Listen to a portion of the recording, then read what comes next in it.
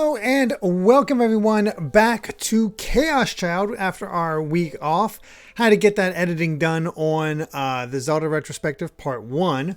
But now that's all done, we're back with Chaos Child after that very, very wild end to Chapter 8.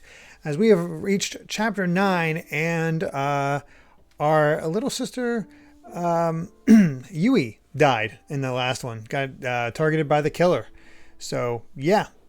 How is everyone doing this evening? Hello to Brian FD, Bell, hi, Just a Guy, Navoxis, Jaden Buck, Blue Scary Helicopter, Soulcaster, Rusty McTin.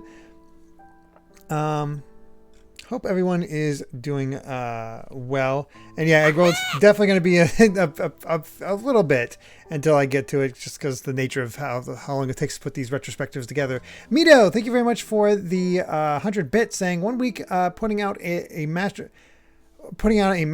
of a DLC story. A few weeks later, the clear front runner for Game of the Year they helped develop release. Monolith is just built different. Yeah, they are quite good at what they do. And yes, there is. We are very close to having a new death.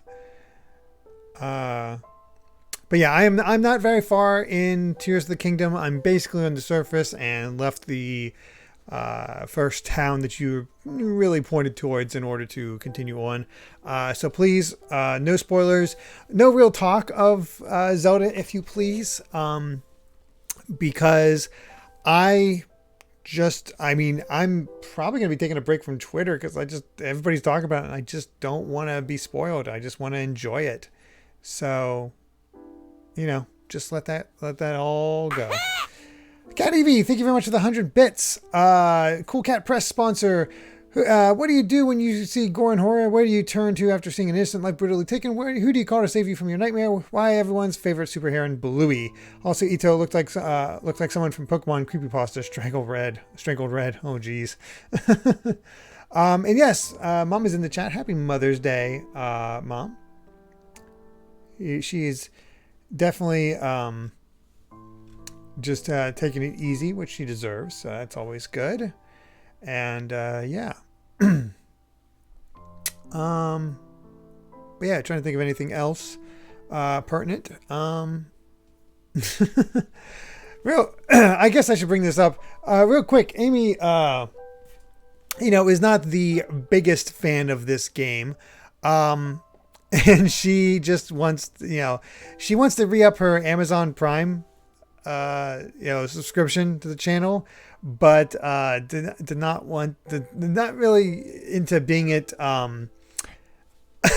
being a part of this game. So how would you all feel if at some point she came up and she's with Unpacking on sale on Switch, she's thinking of having me come up and just play the first level of that real quick while she re-ups, just to have something nice on screen while she re-ups. So there's all that. Colux, thank you very much. My week's been good. Basically just getting, the mad dash to get Zelda done in time, and then taking a little break from everything just before I jump into it. All right, yeah. So Amy, whenever you finish downloading Unpacking, we can switch out our Switch, and it shouldn't cause any issues, I don't think, and do that. So, yeah. And, nice in your home country right now, Oscar. Dominican Republic. Very cool. Oh, thank you, Just a Guy. Really do enjoy that. Really do appreciate that. Egg roll. Actually, it was Amy's mom that was part of Futaba's castle during Mother's Day. So, yeah. So, Jaden, from what I understand from Soy Sauce, what we just experienced is definitely the most visceral part of this game. Doesn't get any more brutal than that. Oh, yeah, definite irony, Egg Roll. Absolutely. I have wet hair from the shower. It's fine. You already have it downloaded and whatnot? Yeah. Oh, okay. Then, yeah, just bring it over and we'll switch it out. Hold on.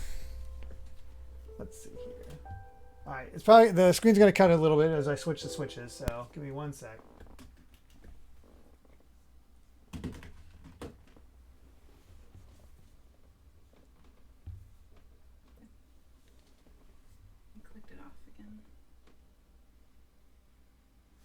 is. Do we have visuals? We do have visuals. Excellent.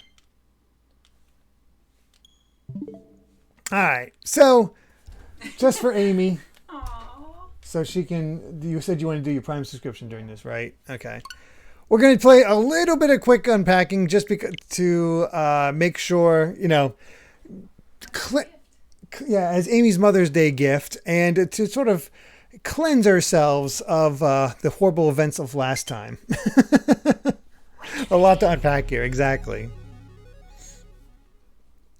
So Amy's been looking forward to this very cozy game for a while.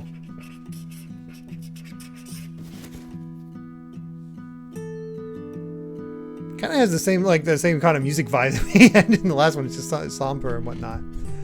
All right, let's go ahead and play.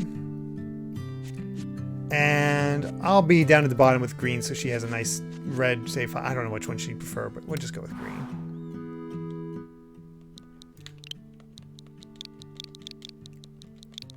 Put in my name. There we go. 1997. I was 12. Alright, so it looks like we just have our basic room. Ooh, soccer ball. Right there. Backpack. And knowing myself, right there. Trophy.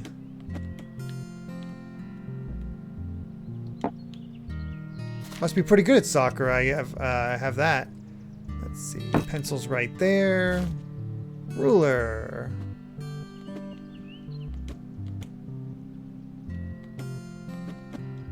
That'll do.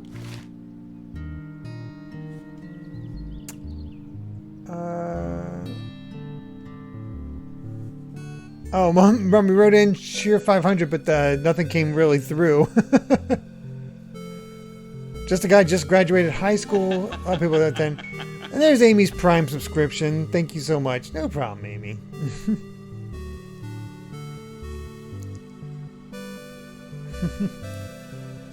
We got ourselves a diary. That feels pretty pertinent to have. Actually, you know what? Oh!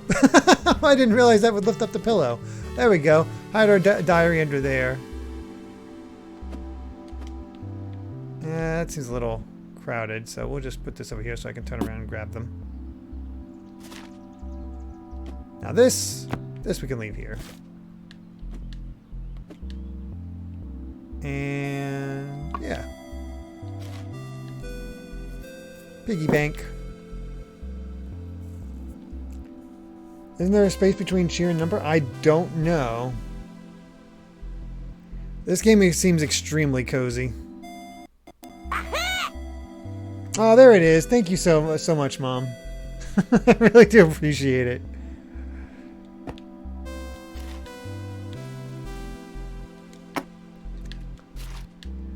Oh, looks like we're Jewish. We have a dreidel.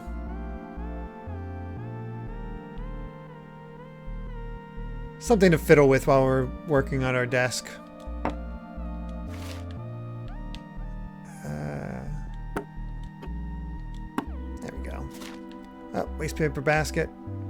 Definitely right there. Checkers. Procedure. Oh, another box down. Oh, and Amy's death.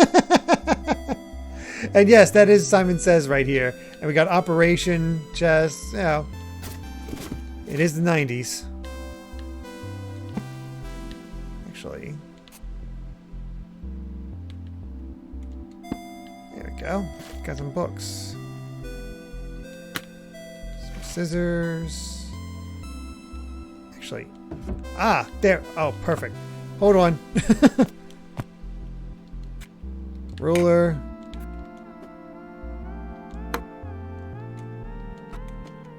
Scissors. I couldn't see that we had this because of the thing in the way. There we go. Ooh, plushie.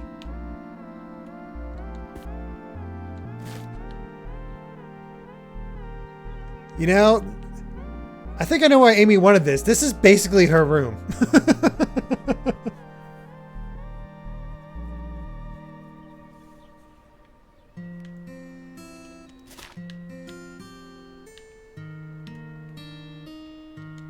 Although I don't think she'd be reading the vampire book. There we go. Ah, sweet Game Boy.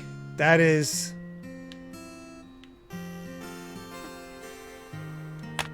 right there. Cat plush. He can hang out with the dragon. There we go. Oh, camera.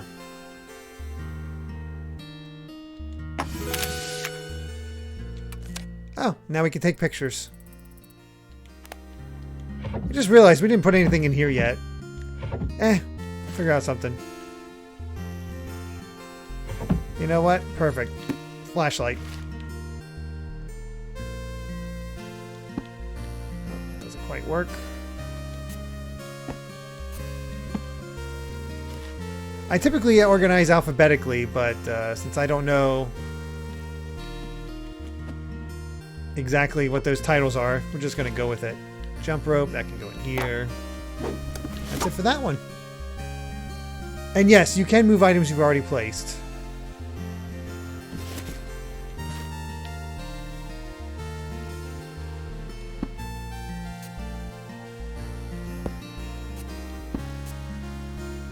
There we go.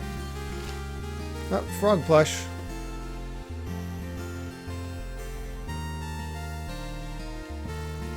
Just line them up with all the others.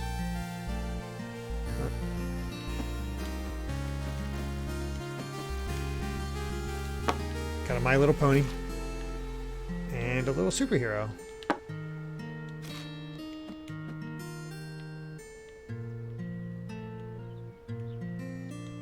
Yeah, you hold the books up. More ponies. Troll doll.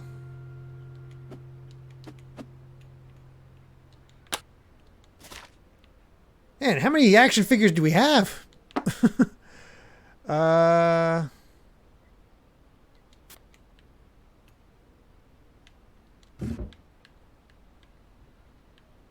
that doesn't work. I'm gonna put that in there. Don't need to display crayons, we need to display toys. That's how this works. Oh, Tamagotchi. And Cool Duck. And Pig. Hold on.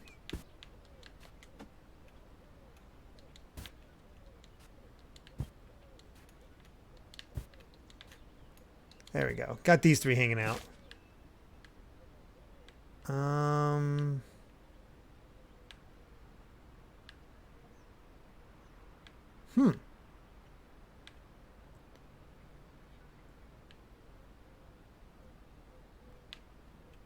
Let's put that there. Move this here. Oops.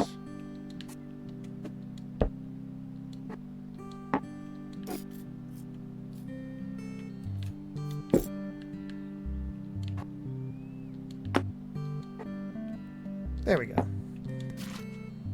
It is weirdly therapeutic to be doing this.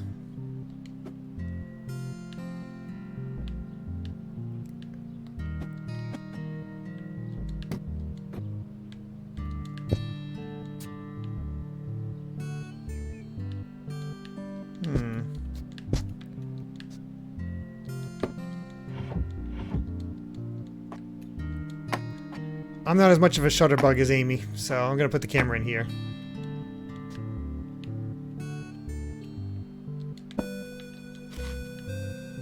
Oh, cassettes.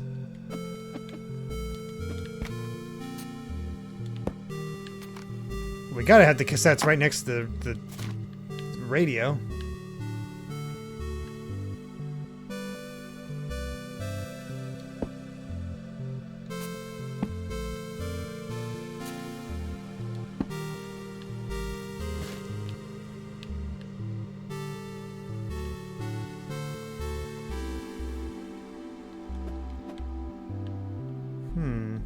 Just put that there for now. All right.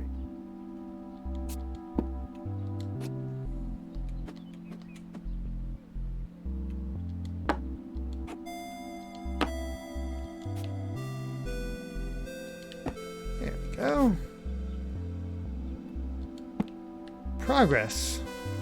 Oh, and that's all of it. You know what? Not too shabby. I'll take it.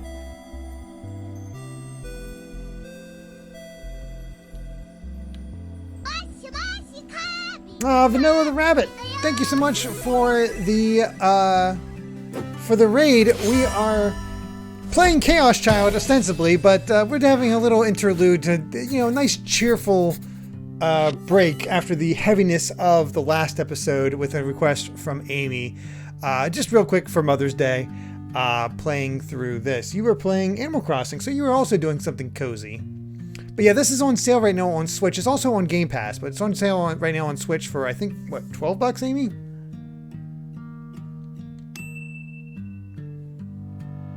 And that's that. Oh, 97 to 2004. Ah, college. Oh boy. God, that's familiar. Anyway, that is unpacking. Thank you so much, Amy. We're going to switch it back over to Chaos Child real quick.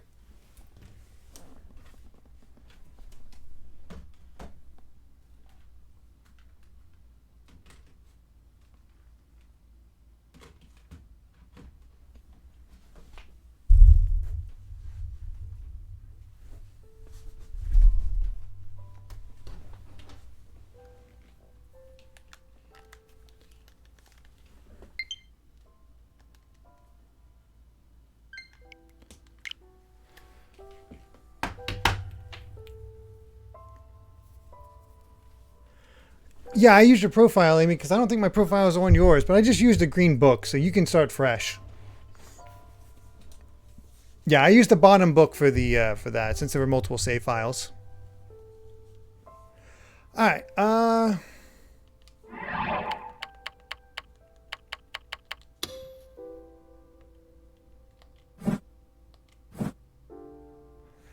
right. Here we go.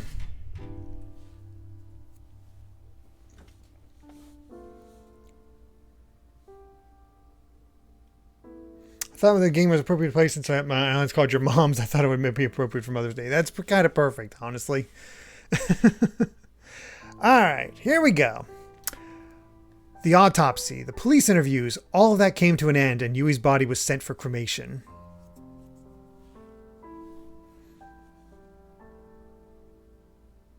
Her soul became thin, pure white smoke and soared up to the heavens. Kurisu and I stood between the trees at the funeral home and watched it rise. They say crematoriums now use filters and stuff, so they only give off clean smoke. Huh. I'd say something that didn't matter, and Kurisu would only half listen. We'd been doing that for a while now.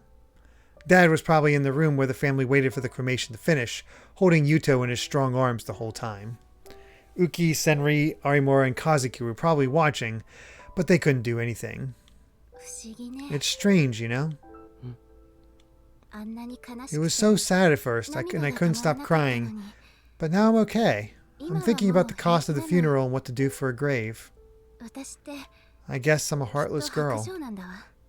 Even as she spoke, she looked thin and frail from her suffering, but there was a light, like gray flame in her eyes. I'd never seen her look like that before.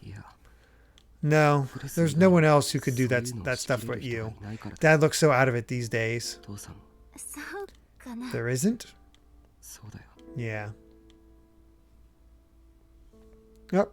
Enjoy the lurking, Amy. By the way, your Switch is up here on the chair if you want to grab it. Besides, I'd already heard the muffled sobbing that came from Kurisu's room late at night.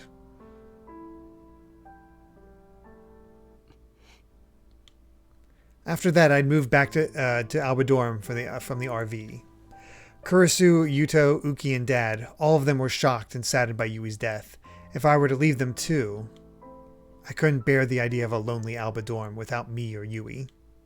And when I was alone, I found myself remembering Yui, and I'd feel like I was going to go crazy. So I wanted to be with someone I could share my sorrows with. Yeah, what a mood shift from unpacking to this. Jeez. I was about to learn that this was what the family I tried to abandon was for, but for now, my head was full of thoughts of finding the person who'd done this to Yui. Takaru? Once the funeral's over, get a little rest. You don't look so good. Neither do you. You haven't gotten any rest either, right? I can't sleep at night. I have all these bad dreams and I keep waking up. Listen. Kurisu tightened her hands into small fists. Just for one night. Can I sleep in your room? Of course not. I wanted to refuse instantly, but she looked so tired and kept telling me that she couldn't sleep by herself. I had no choice but to silently nod. When nothing was left of Yui but tiny white fragments, we used chopsticks to move her to the urn. Only after she'd lost most of her weight and fit inside the tiny urn did she finally attain a normal death. That was one weight off my shoulders. I didn't want her staying in that horrible state forever. Yuto was shaking the whole time he moved his sister's bones into the urn. But his eyes were empty, looking at nothing, and he wasn't screaming or crying. While Yui's classmates and teachers sobbed, he did his work mechanically with shaking hands. When it was done, he turned his empty eyes once more on what was left of his sister.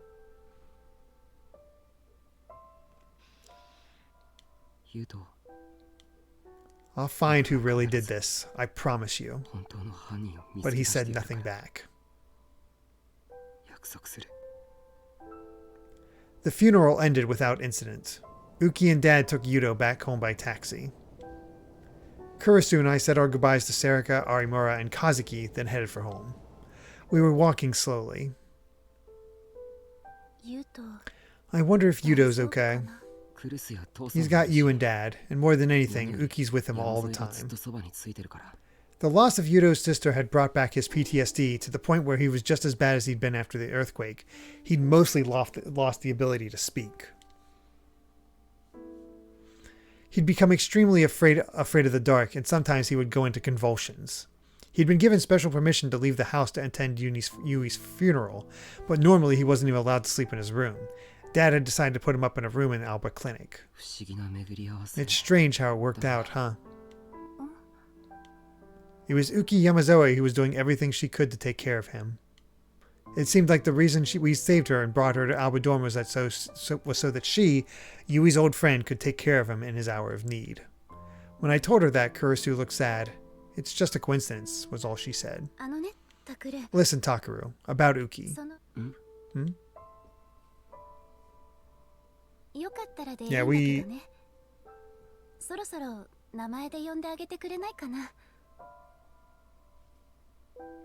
Yeah, they don't fully know that. Hey, Horizon Brave.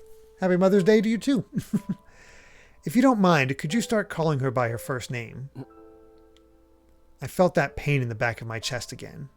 Around 6 months ago, I'd switched from calling her Nono to Kurisu. Looking back, the reason was so stupid that just thinking about it made me mad.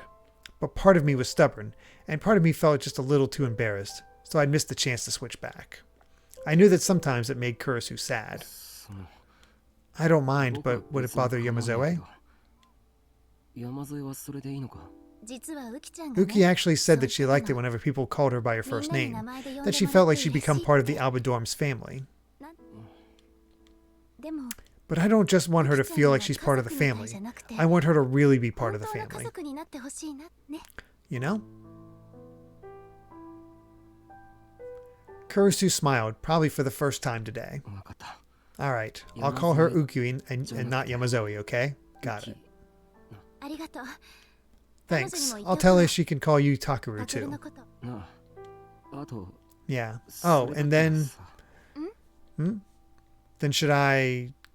Can I start calling you Nono again? Just as I was about to ask. Miyashiro? Kurisu?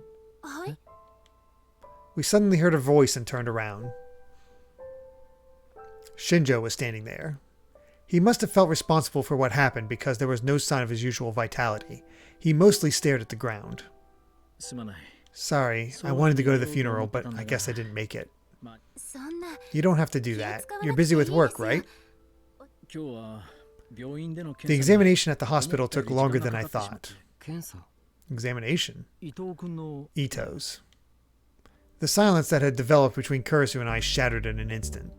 He's woken up. Let me see him, please. But Shinjo shook his head. No, he's still in a coma. He is? I see.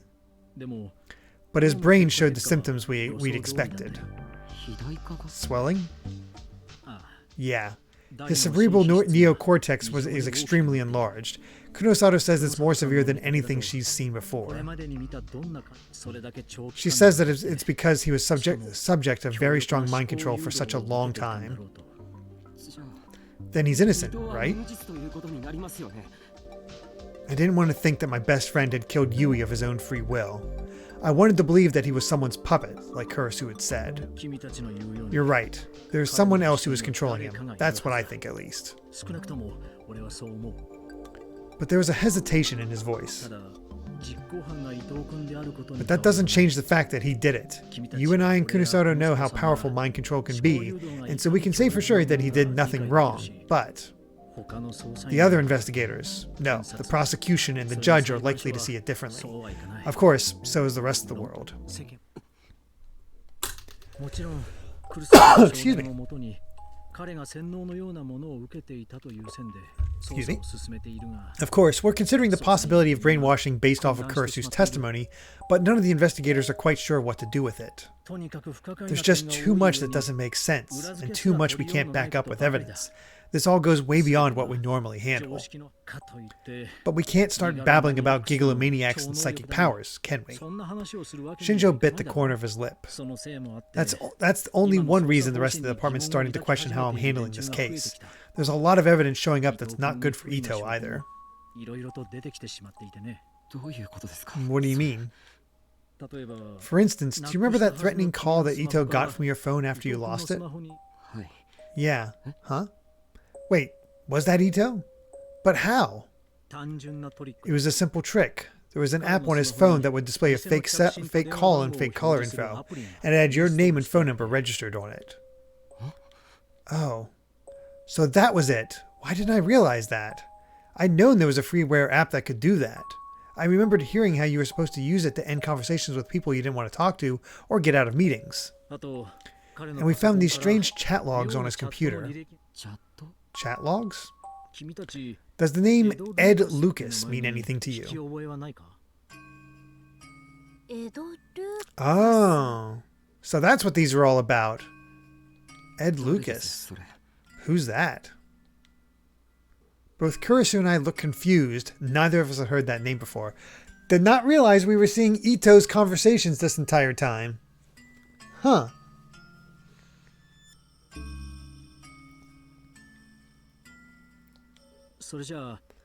Then what about Amy? Oh, I know that. That's the urban legend. There was the character I'd snuck into AH Jet Tokyo General Hospital. That was the character I'd snuck into AH Jet Tokyo General Hospital find when I was a kid. No, not that one. Logs of those two nicknames chatting were found on Ito's computer. Ed Lucas was Ito's handle. The chat logs consisted of a discussion of the murders and lots of detailed observations about you, Miyashiro. It's more than enough for a motive. That can't be. But if you can find who he's chatting with, that's a clue. But Shinjo balled his hands into fists. Of course, I had the Cybercrimes Division look into it. I don't know what the handle of Ed Lucas is all about. That's different. But what they found was that Amy didn't exist. Huh? What do you mean? Amy was also Ito. He was talking to himself. But that's impossible. Why? This is Kunosato's theory, but she thinks that Ito's mind had already been destroyed by being subject to mind control over an extended period of time. But since mind control won't be recognized in a court of law, this evidence is extremely damaging to him. It includes information that only the killer could know. A new rage was building up within me. Whoever did that to Yui had also put Ito's mind under so much stress that it had shattered. Damn it. I kicked a small rock at my feet. The rock collided with a nearby wall and split in two. Shinjo, what's going to happen to Ito at this rate? I mean, legally.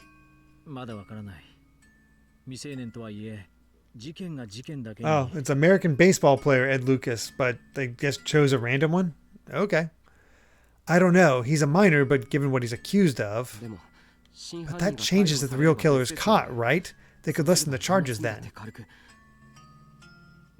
No, you just focus on protecting yourselves. I'll find the killer. Ito must have realized what I was trying to say because he cut me off. Find him. Where are you even going to start? Where are you even going to start looking? And even if you do find the killer, what can you do against a gigalomaniac?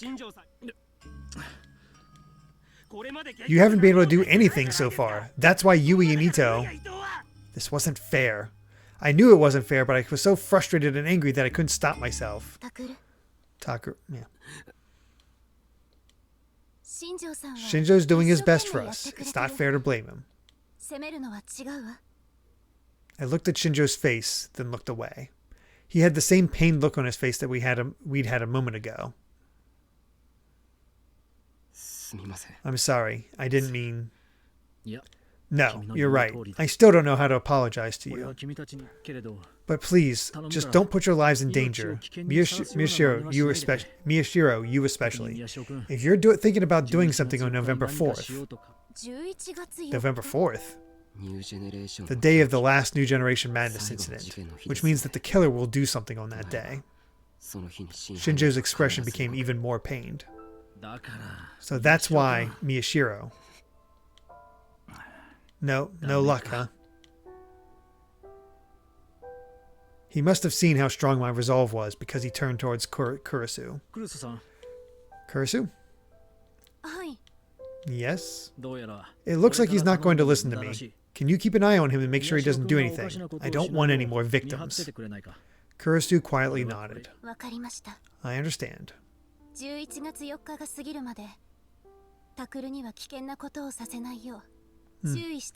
I'll watch Takaru until the end of November 4th and make sure he doesn't do anything dangerous. Something seemed strange about what she'd said, so I turned to look. But she had already bowed to Shinjo and started walking toward Alba Dorm. Oh.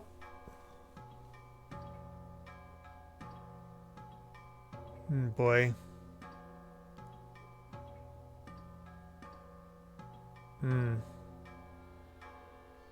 Sheesh. Yep, that's about...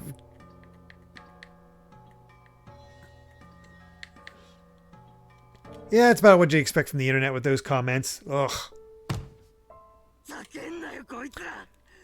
Yep. I had to stop myself from smashing the newspaper club's computer monitor. I came very close to depriving Kazuki of her means of playing ESO2.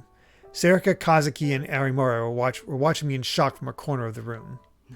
Fiction. Yeah.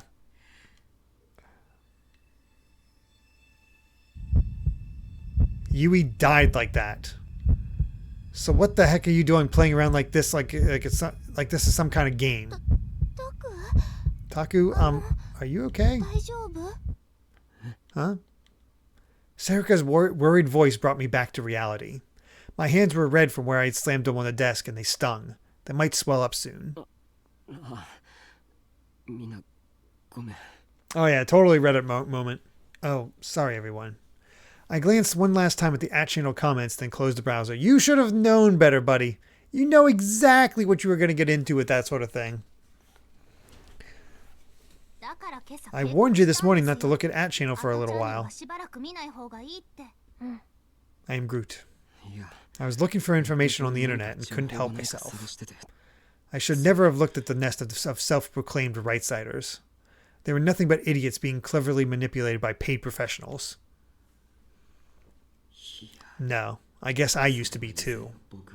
I'd been one of them too, at least up until Revolving Dead. But as I started to become a part of the murders, I began to realize how irresponsible and insensitive the information disseminated on the internet was, and how awful real life could be.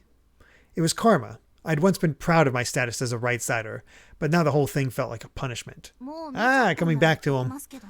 To bite him. Since you've already seen it, I'll tell you, but Ito's personal information is up there too. They're talking about whether or not he's the killer. It was only a few days ago they were all convinced it was Senri Minamisawa.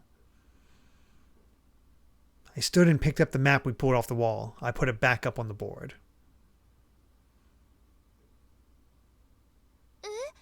Huh? Taku? What are you going to do? I'm going to look at all the information we found so far and make sure we didn't miss anything. There might be a clue as to the real killer. Whoever did that to Yui, I wasn't letting them get away. I'd find them and then I'd... Should we call Kurisu then? No, she said she wanted to focus on helping the student council. She just wanted to keep busy no matter what, she said. Otherwise, she remembers what happened to Yui. I see. For some reason, Arimura looked suspicious for a second. It would take a while for me to figure out what her expression meant. At the time, I didn't really think anything of it. I wasn't personally involved in the first incident, Don't Look at Me, or the second, Leaky Noise, so we can come back to those later. Oh, Ito totally got doxxed. You know how people are. I do wonder when she said you're going to die. I wonder if like she had just a slight case of mind control when that happened. We'll start with the third case, Revolving Dead. That's where you met me, wasn't it? Yeah, and I've been wondering if there was anything we missed there. There's something we hadn't talked about because we didn't think it was that important. Do you remember what it was, Onoe? Huh? What is it?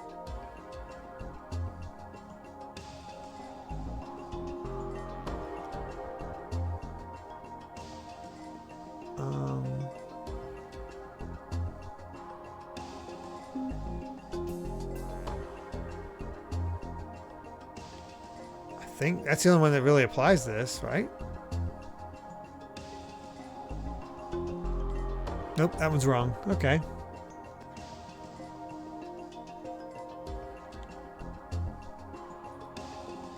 Maybe this? That stuff about the hotel owner putting a camera in the room so he could watch was just an urban legend. Even a love hotel, you aren't going to find everything. Okay. Last one. I picked the wrong ones.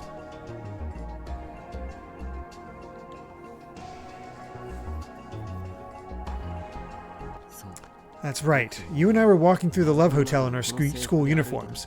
Normally they would have stopped us or taken us in, right? I am Groot. That's right. I thought that Onoe had fooled him by pretending we were a couple, but that doesn't make sense, come to think of it. Hekiho's uniforms stand out. There's no way a policeman wouldn't notice, but we were ignored. At the time, it felt strange. I think you're overthinking things, Taku. No, thinking back, that officer was probably being mind-controlled by the killer. Mind controlled? Why? To lead us to the murder scene where Arimura was. But why? I don't know yet. Let's come back to it.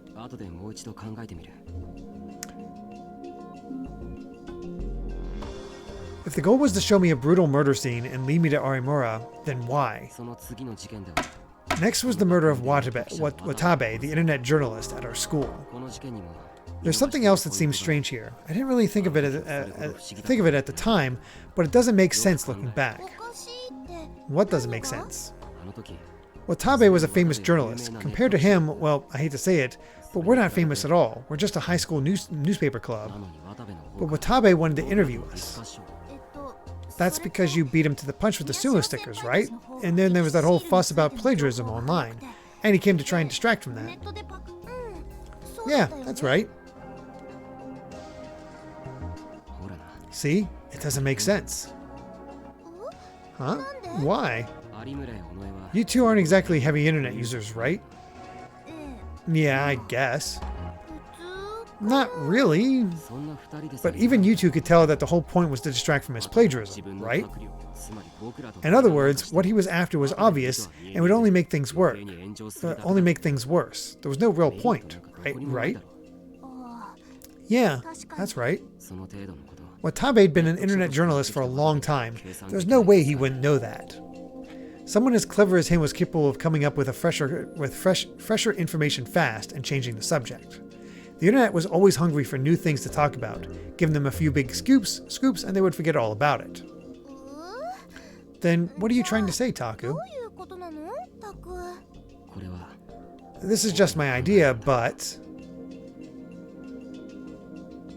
Alright. There we are. Getting new details about all this now that we know about that mind control's in the mix. That's right. Maybe he didn't realize this, but I think he was being mind controlled as well. And when everyone was watching, he was killed. But Miyashiro, this is the same as with the Love Hotel. I don't understand the motive. What did the killer want to do? Their motive, huh? Haimura was right. What was the point of making Watabe do that? What was their hidden goal? Alright, I'll think about this a little more. I mean, it's all to get Miyashiro involved, I assume. That seems the most obvious to me. By the way, we know that all the sumo stickers found in his body were fakes. Why didn't they use real ones? Probably because the killer is a psychic too. The sumo stickers, aka the 11th Rorschach, had a terrible effect on the minds of psychics. Using real sumo stickers to kill Watabe would pose a serious risk to them as well. If the killer had their mind affected like Arimura and I did, they might have been frozen at the scene. Then they wouldn't be able to escape. Yeah, you're always a mess whenever you see those stickers. Arimura nodded several times, frowning. I really hate those things. It's like these nightmarish delusions just take over your mind, and eventually you stop being sure of what's a delusion and what's reality. That's right. Do you remember that night, Arimura? That night? That night when you and I were attacked by the pyrokinetic, Riko Haida.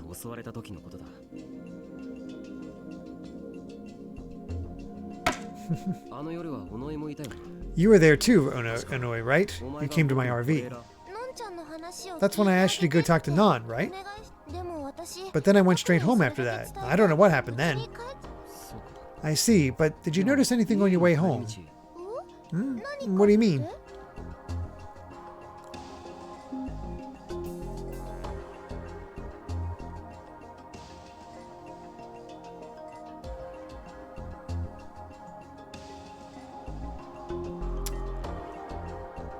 I think that one. That's what sort of guided us there.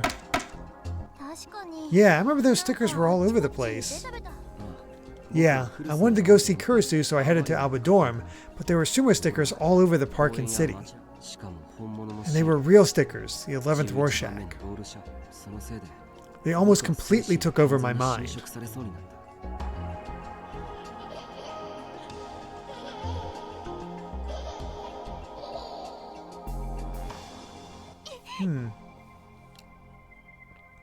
Arimura seemed to remember what had happened. She gave a little scream and hugged herself tight. The TV news and internet were all talking about the sumo stickers then. So some idiots who didn't know what they were went and stuck them up everywhere for fun. The bastards. No, when I think about it, I don't think you can blame the internet or TV. Huh? What do you mean? I faced the rest of the group and chose my words carefully as I tried to figure this out for myself. Whenever a story about the sumo stickers showed up on the internet or TV, I would go to look at it. But all the stickers on the news were fakes. Very few of them were the actual 11th Rorschach. Which means that if they were just copying what they saw on TV, they wouldn't know what the real design looked like. They could make 1,000,000 stickers and it wouldn't bother us, right? Then why were there so many that night? It was probably the real killer. They put the real stickers up knowing the effect it might have. Their goal was to probably... to lead us to the pyrokinetic. Excuse me. Time for more drink. We're getting there. We kept running from the stickers that night and ran right into Riko Haida. I see. That's right. In other words, the killer led us right to where Riko Haida was waiting. Oh yeah, definitely staying hydrated. And Riko Haida attacked us. But when you think about it, she was no different than Ito. She was being mind-controlled into attacking someone. I feel bad for her. Yeah, the real killer manipulated us into thinking that she was Senri Minamisawa. The killer even went through the trouble of preparing fake evidence. Evidence, huh? The reason we completely believed that Riko Haida was Senri Minamisawa was... she had Senri's ID card, I believe. Oh yeah, definitely going all that. Definitely going Charlie Day here. Senri Minamisawa's the ID card. That completely fooled us. But why did she have that card? No idea. It's a complete mystery. I think it just points to the idea that the real killer has to be Senri. This is just an idea, but the real Senri Minamisawa might be alive and she was trying to pin the blame on Riko Haida? I don't know, I think she has the right of it. But Kurusu kept saying that's impossible. I think she's just trying to protect her. It's possible that, she's working with her. Hey, there are some things you just shouldn't say. I almost screamed at Arimura. Was she trying to tell me that Kurusu worked with the killer to do that to Yui? But Kazuki grabbed my shirt and stopped me. I am Groot. She shook her head as if telling me to calm down. Taku, don't get mad. You're scaring me. Oh, sorry, Arimura. I owe you an apology too. No, I'm sorry. That was careless of me. But Miyashiro, if you're going to suspect someone, you should suspect everyone. You remember that Kurusu lied in front of me once already, right? She was right. Kurusu had insisted that Senri Minamisawa was dead, but she hadn't actually seen her die. Of course, that goes for me, Sari, and Hana too. Huh? I am Groot? Hmm? But that means I can't trust anybody. After what happened with Ito, that's probably a good idea. I liked Ito a lot. Of course, I wasn't in love with him or anything, but he was always so honest. Even if he lied, it was always so obvious. And his lies were never the bad kind that hurt people. He was a really good person, so for the first time, I'm wishing I used my power better.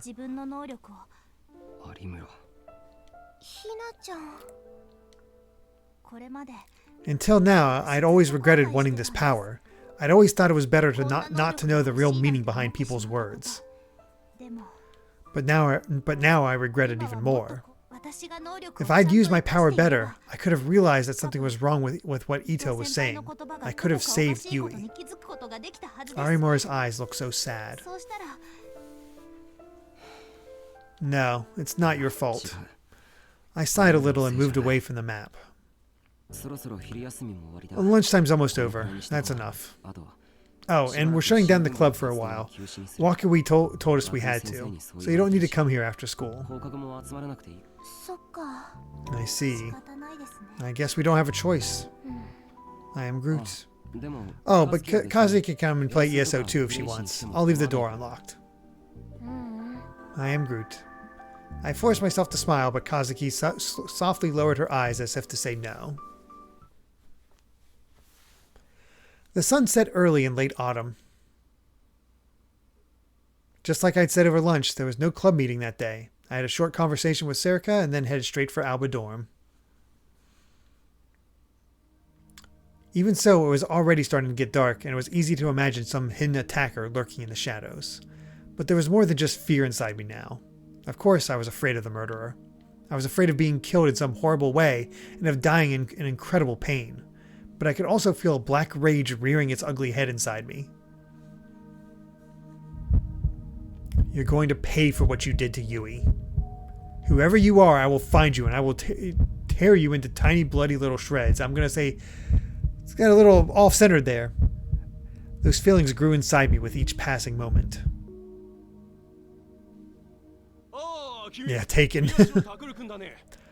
Oh, you're Takaru Miyashiro, right? Can we talk to you for a minute? You were the first person to find the body, right? What was it like?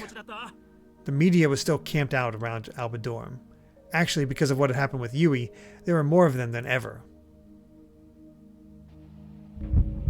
And now that we were victims, in their minds, that made them our self-appointed heroic defenders.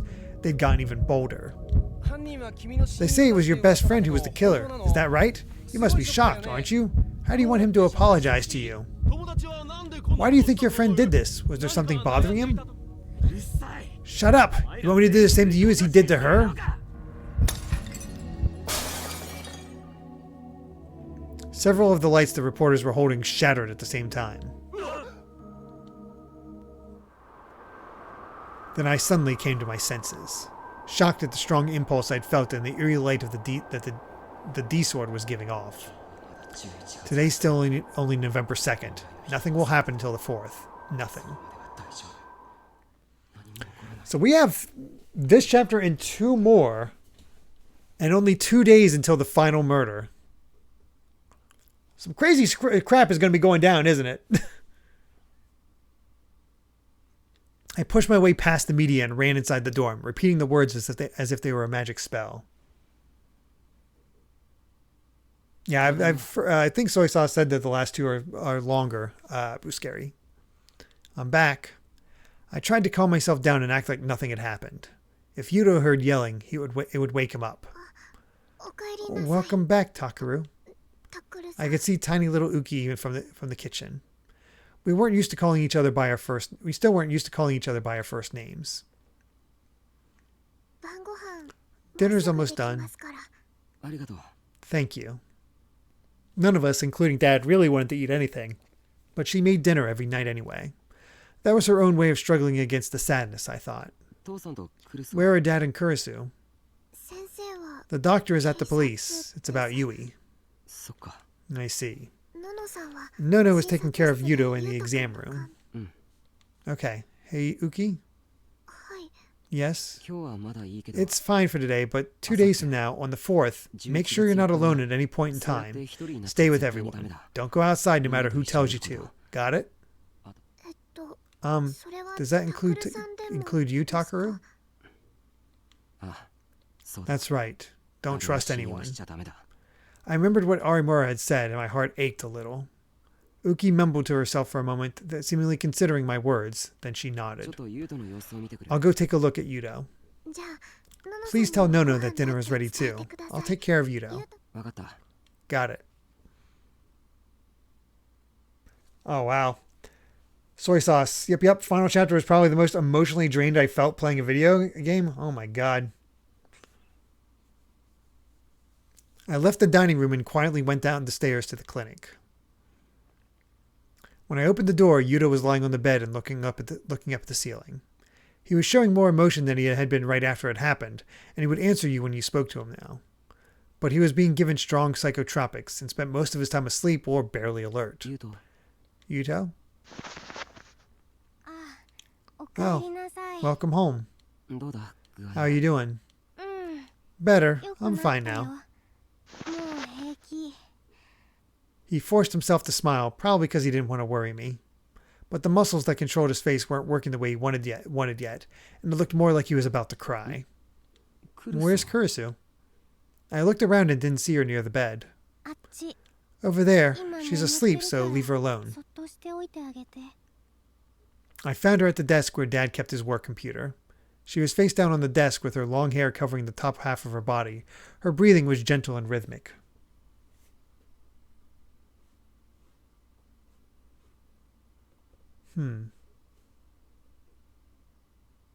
I've never heard of fear and hunger, Rusty McTen. The computer was still on. She must have fallen asleep while working on it. Big sis Nono hasn't been sleeping much. She's been helping me, but she's also doing her student council work too. She's always sitting at the computer. I told her I'm fine now, but she won't listen. It's Dad's job to tell you when you're fine. That's true. Don't worry about stuff too much. Just focus on getting better. Neither of us would bring up Yui. We'd probably have to wait until Yudo was a lot more grown up. I tapped him on the shoulder, then grabbed the blanket off the other bed and softly walked over to Kurisu. Even with the heater on, I figured she might catch cold if she slept in a place like this. But I fell silent when I saw what was on the computer screen. It was displaying several sites that dealt with the return of the new generation madness. And at the very front was the video from Don't Look at Me. It was paused at the moment where the victim realized he'd sliced up his own arm and passed out in a puddle of blood, tears, and drool. There was a newly bought notebook next to her, filled with words in her pretty handwriting. Some of it was names, locations, and times that overlapped with what we had on the map in the clubroom wall, but Kurisu had made several sharp insights of her own. For example, Incident 2. Why didn't the victim put on makeup for her last street performance? The mind controller is male? He didn't consider that a girl would need to put on makeup. Senri's ID card. No one but me knew that I buried it under the memorial in remembrance of her. The killer had to read my mind to dig it up. The killers can read minds. Which means that there are two killers, one who can read minds and one who can control minds. Supports Takaru's multiple killers theory. There was page after page of it. And she's on the ball. Survival horror RPG that's very difficult is what Fear and Hunger is. Huh. Yeah, never heard of that one. I'm amazed she put all this together in such a short time, but why?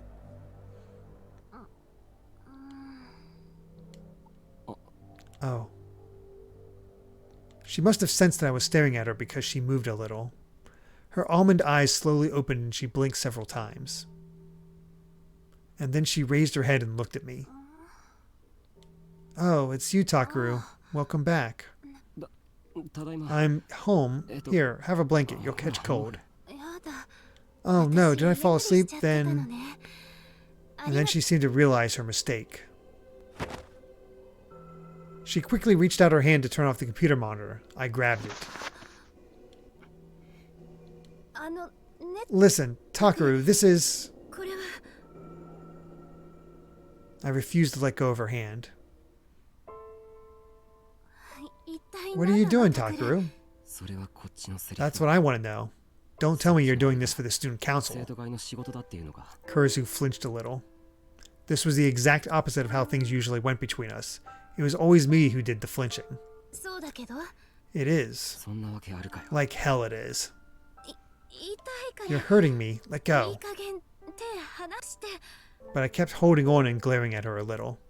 At first she squirmed a little, but eventually her naturally strong will won out and she glared right back at me. I don't know how long we stayed like that, but surprisingly, it was Kurisu who gave up first. She silently put her other hand on top of mine.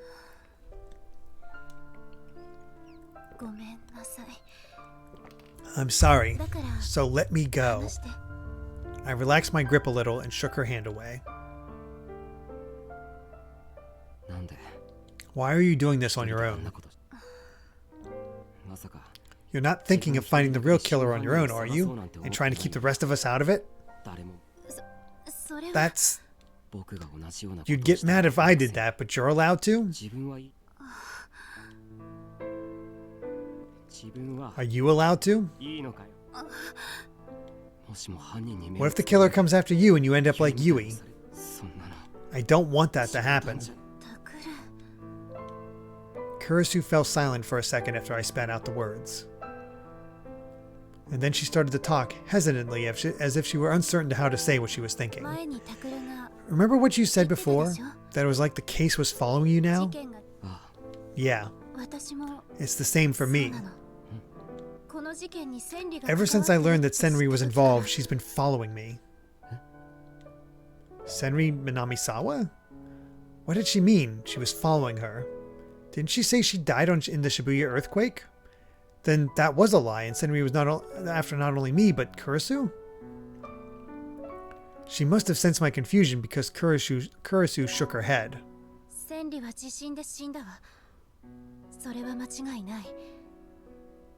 Senri died in the earthquake. I know that for a fact.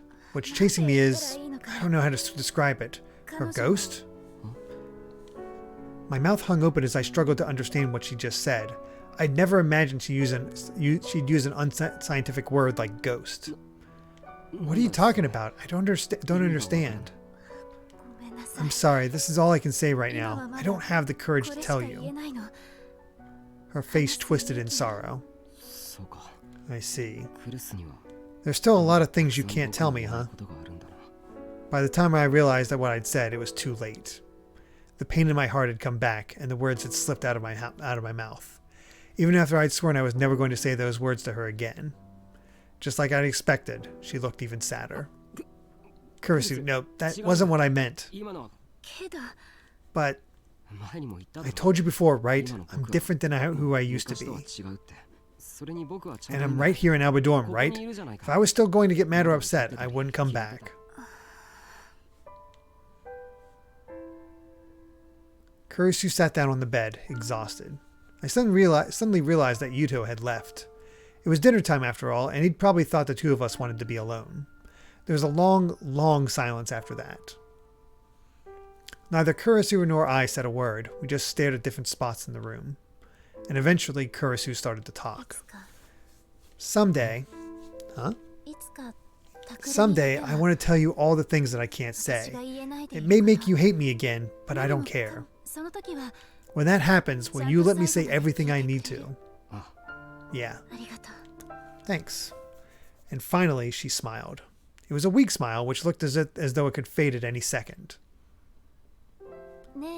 Hey, Takaru. Do you remember that day you woke up after the earthquake?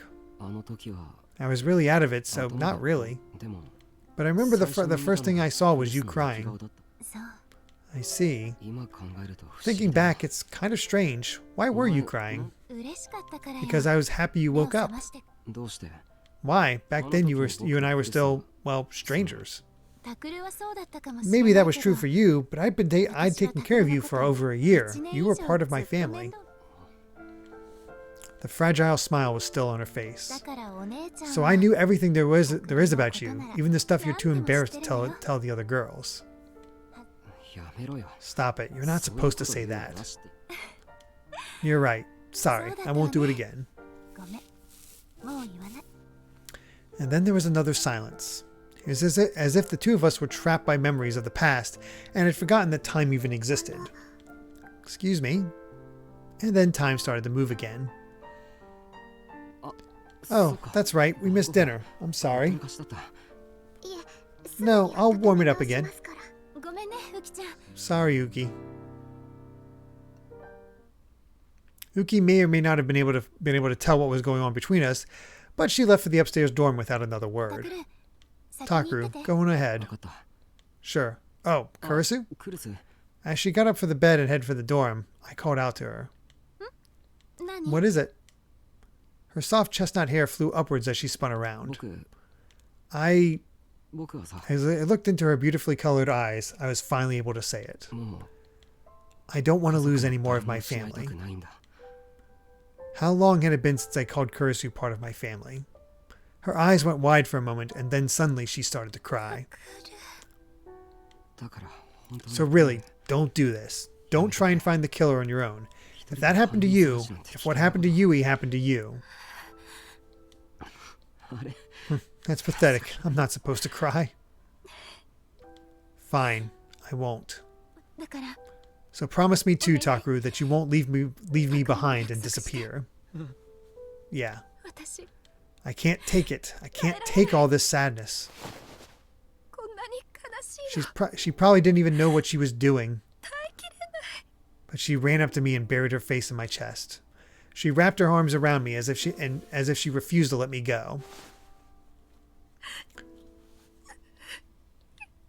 And cried for a long, long time, calling out Yui's name in a tiny voice.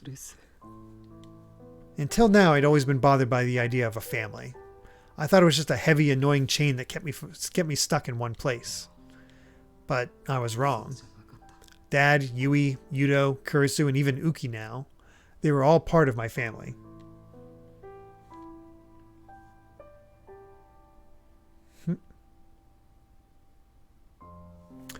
It was only then that it really hit me that Yui was gone forever.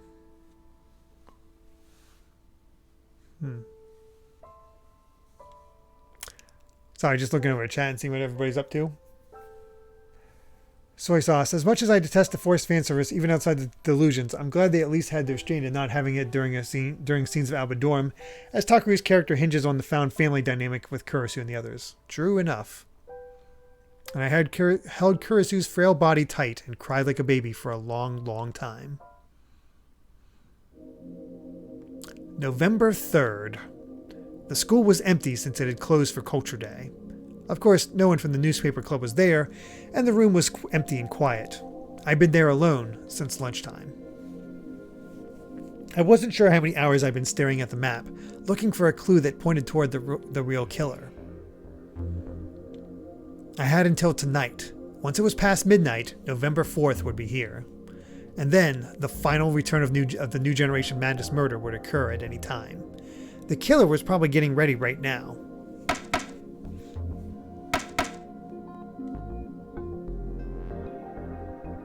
Who was their last target? Was it me, Arimura, Uki, or someone I didn't know at all? Arimura had already said she'd spend the night at Alba Dorm. I'd asked her to stay with Uki and the others at all times. With her power, we should be able to avoid a repeat of what happened to Yui. And I'm sorry, Kurisu. I'm a liar. I would find the real killer and make sure they came after me. And then I'd take revenge for Yui. Yesterday I'd spoken with Arimura and the others and gone over the things that didn't make sense. When we talked, there were a few things we'd left to come back to later. First, the third case, Revolving Dead. Why did the policeman ignore us when he saw us inside the Love Hotel wearing Hekiho uniforms? The answer was probably what I initially thought, that the officer was being mind-controlled. The only reason I could think of was that the killer wanted me to be at the scene. But I couldn't figure out why. So why not think about it another way? What if I hadn't gone there? Why would that cause a problem for them?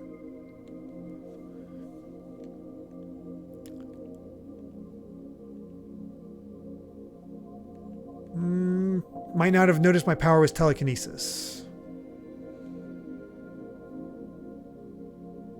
Yeah, I saw all the crying emojis. That's appropriate. It's an emotional moment. It's true that's where I met Arimura and Kunosato, which is how I learned I was a gigalomaniac. But it wasn't through this case that I learned I could use telekinesis. I should rethink this. Okay.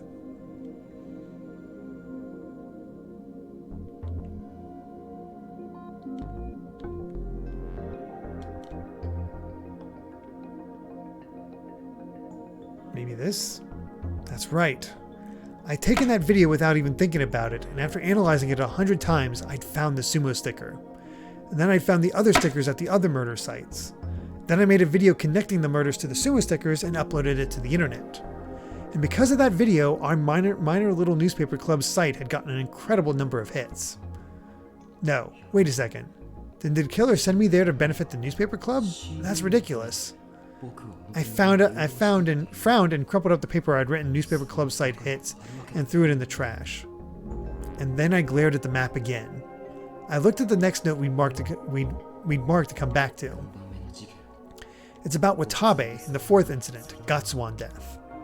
The real reason that our site had gotten so many hits was that Watabe, the famous internet journalist, had gotten involved. That's why he decided to hold an interview with us, but just like I said yesterday, I couldn't figure out why. The interview would have done nothing but fuel the flame war. So I'd guess that Watabe had already been under the control of the killer. Wait, which means the killer stood to gain something from having Watabe meet with us, right? Who stood to gain by having Watabe come to Hekiho? The newspaper club.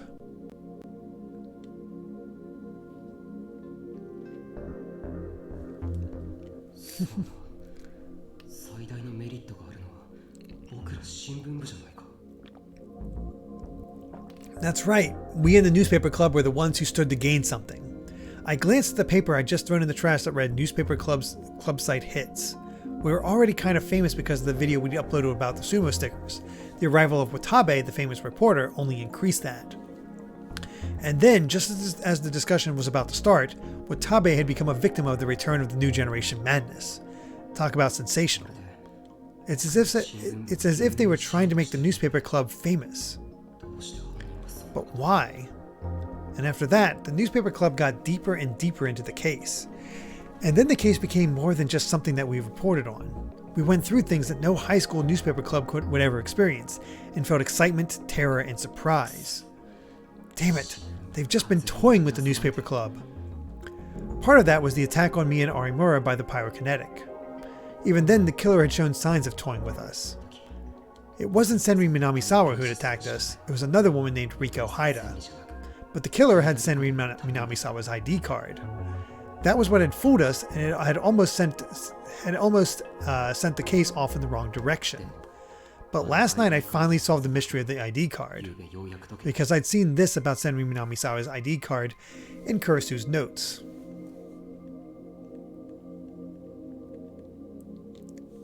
Under the memorial. That's right, this is what it said in Kurasu's notes.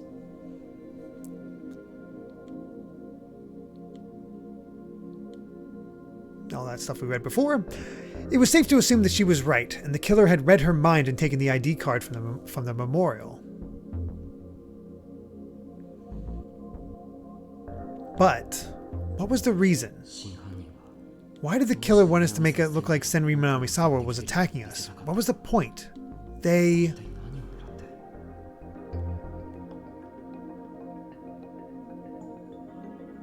No, this one. Past trauma.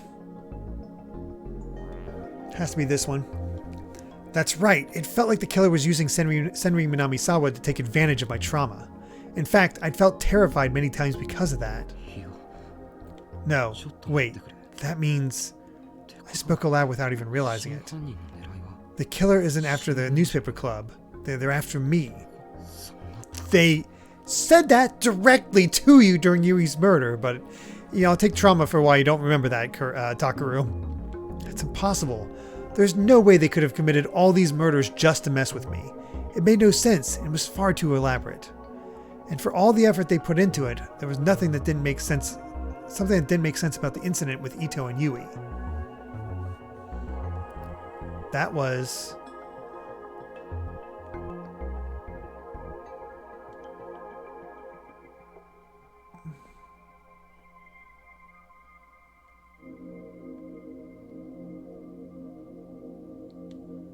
French for girl you once loved? I'm not sure on any of these three. No, pathetic wasn't a good way to describe a murder motive. Committing murder for a girl you loved made sense. Okay.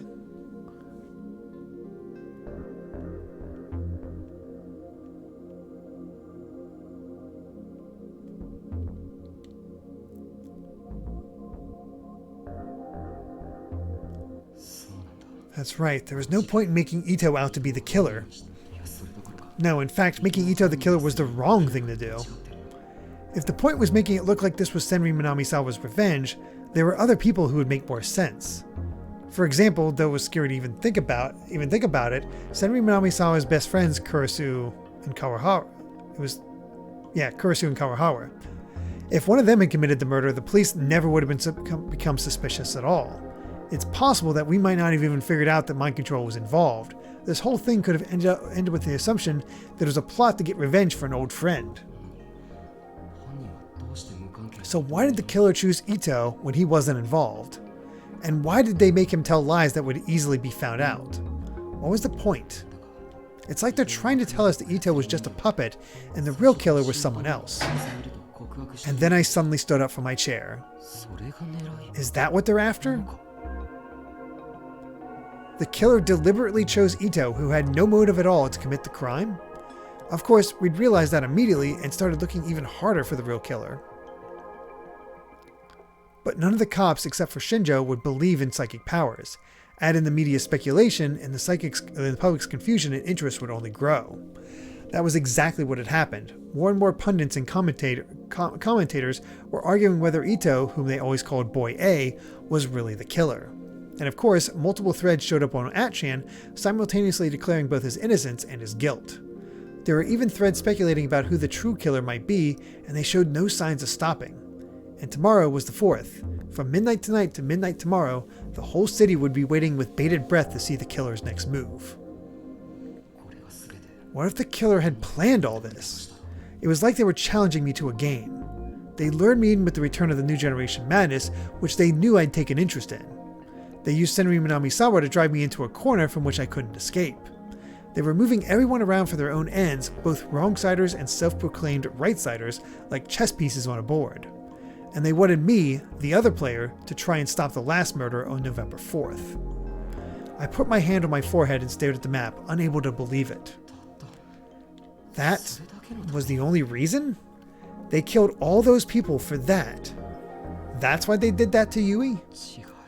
No, this is a delusion. This is all my delusion. I could hear that I was whispering to myself. That's right, there has to be some greater conspiracy going on here. Some huge conspiracy that will shake the world to its core. And we'd all been caught up in that huge plan, and that's why this was happening to us. That had to be it.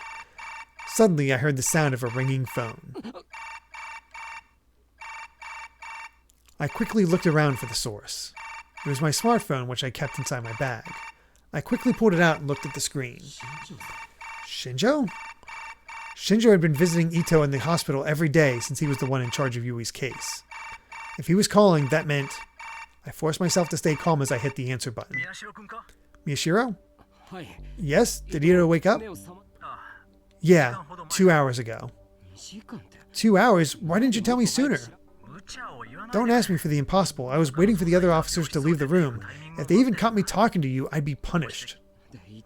But what about Ito? Is he okay? Yeah, he's a lot more alert. He can talk, but, well, Kunosato? I could hear Kunosato's voice on the other end of the phone. There's damage not only to his neocortex, but his hippocampus and language center too. I can't guarantee the damage won't be permanent if he pushes himself too hard.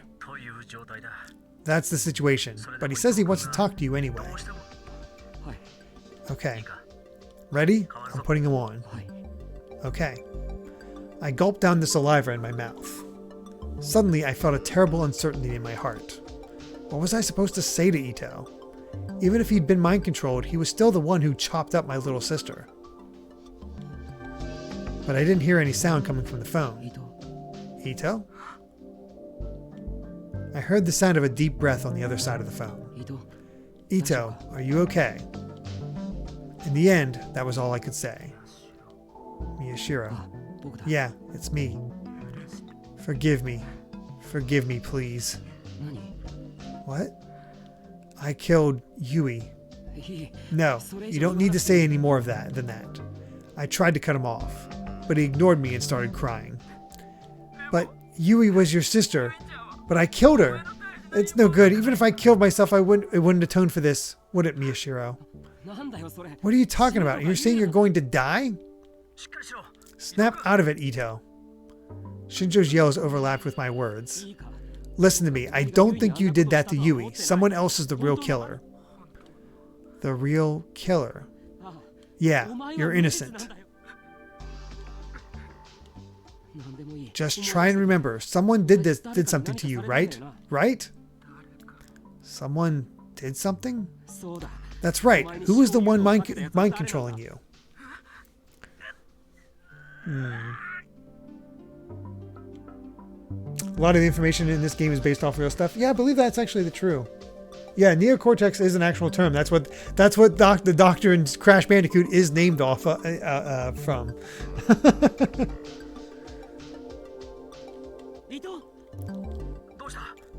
What's wrong? Stop it. Make him stop. His brainwaves are abnormal. What? His mind is still being controlled. It's been set up to keep us from getting information out of him. What? At this rate, it will destroy his hippocampus. Did you hear that, Miyashiro? We're done. I'm hanging up.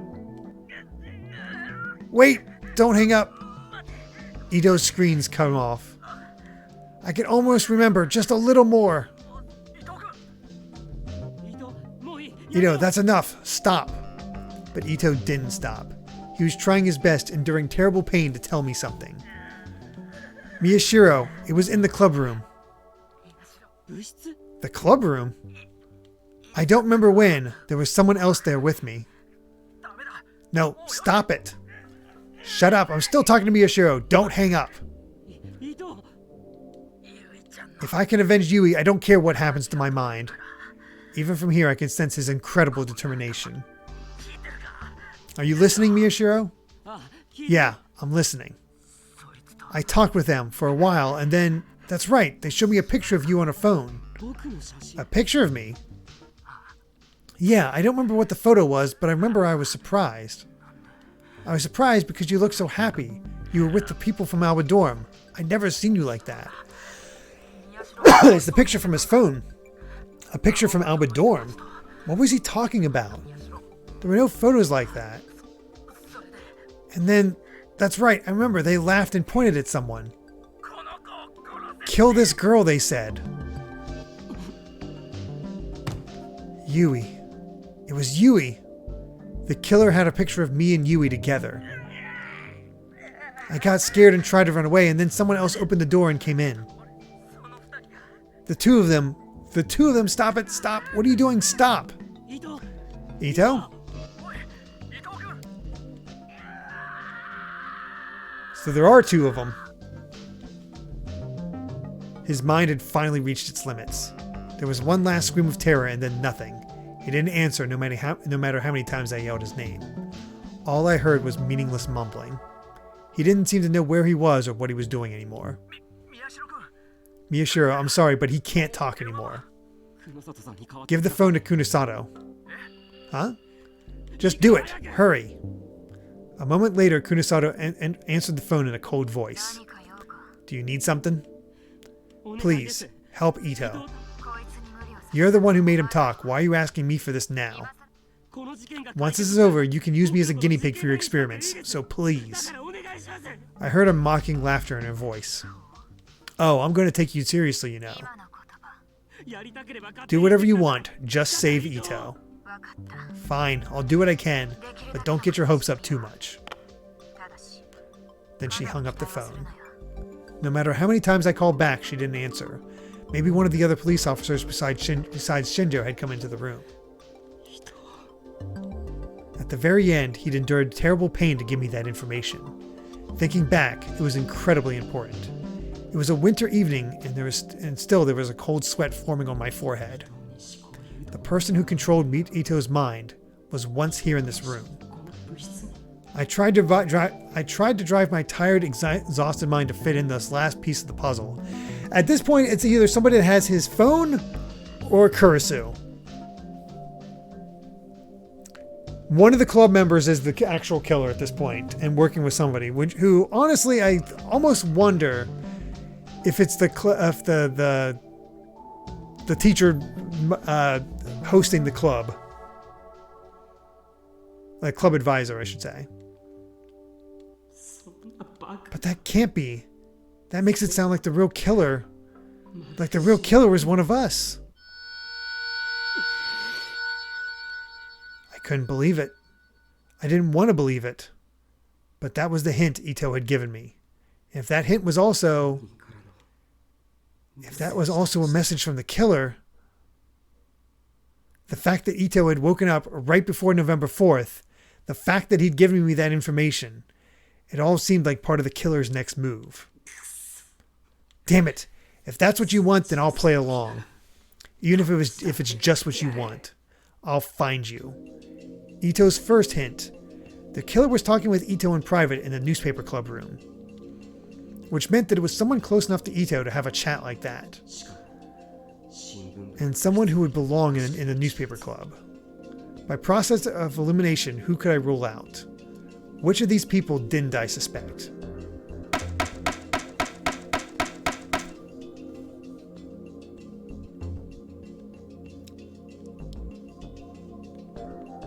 Well,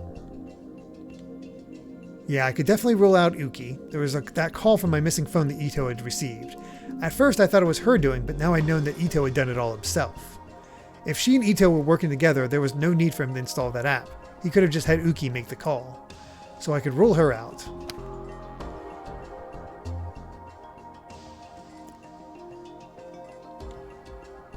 I'd only met Kunisado. That's right, it was after Ito had faked the call. At that point, we'd never met, which meant that it didn't match with Ito's evidence. I could eliminate her. It was probably safe to take Shinjo off the list of suspects. Ito and Shinjo had only met after I'd gotten the call. Yeah, it was safe to rule him out. Yeah, I could take Kawahara off the list. He was friends with Kurisu, but not that close to Ito. And because of Kurisu, he didn't like the newspaper club. It was hard to imagine them talking in private here. Who's this guy? No, I know. That's me.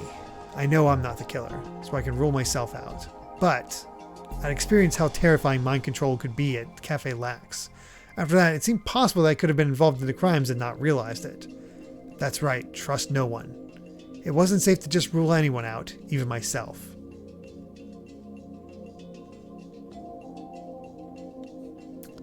True, Arimura wasn't part of the newspaper club, but she was known to come in here from time to time. She'd probably talked to Ito while they were alone once or twice. It was too early to rule her out.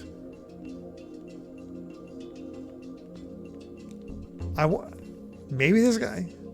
Waki was the newspaper club's advisor. He would come by the newspaper club sometimes, and he'd probably spoken with Ito. In other words, I couldn't rule him out. Okay, I thought so. We'll just work our way through. No, I can't just rule out anyone, even Kurisu. Think carefully. There must be someone else I can rule out. Well, I guess he didn't have a conversation with...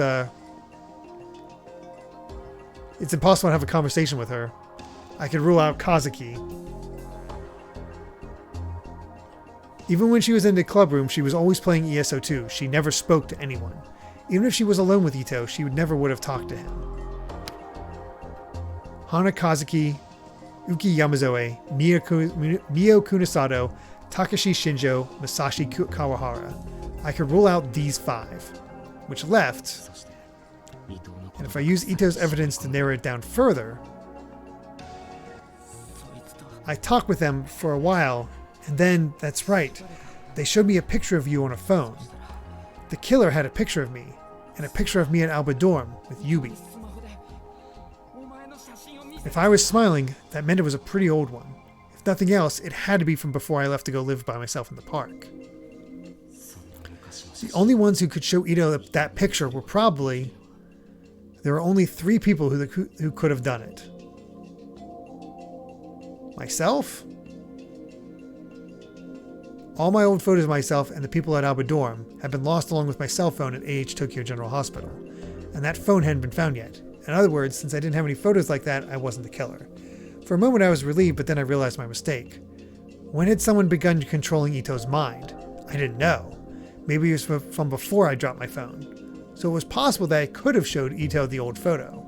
In other words, I couldn't rule myself out. There we go, thought so. Yeah, she always did say I am Groot, but some people have no taste.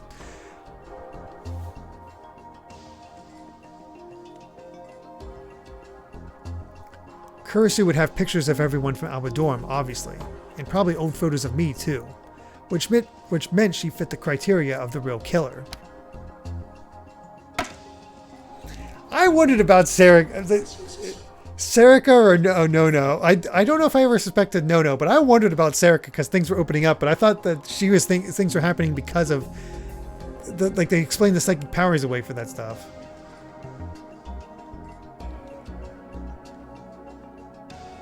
Serica was my childhood friend. She'd known me for longer than anyone. Of course, she probably had plenty of old photos of me.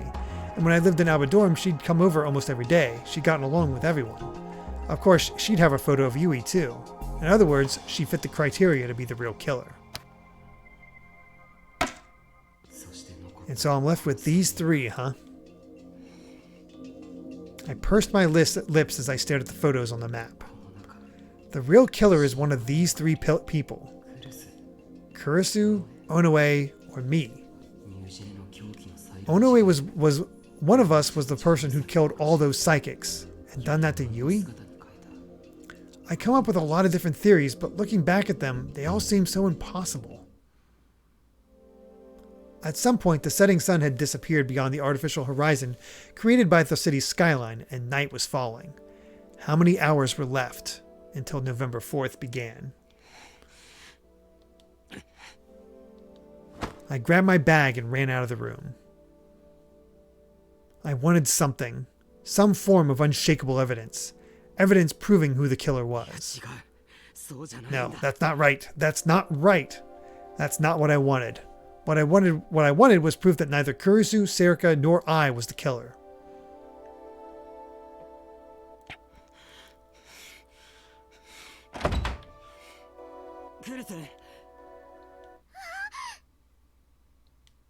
I pushed my way through the media camps that still crowded around the clinic and ran inside, just as Uki was coming out of the exam room.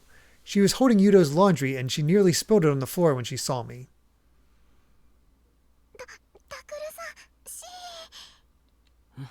Huh? Yudo took his medicine and finally fell asleep, so please. Oh. Why are you in such a hurry? Do you need to talk to Nono?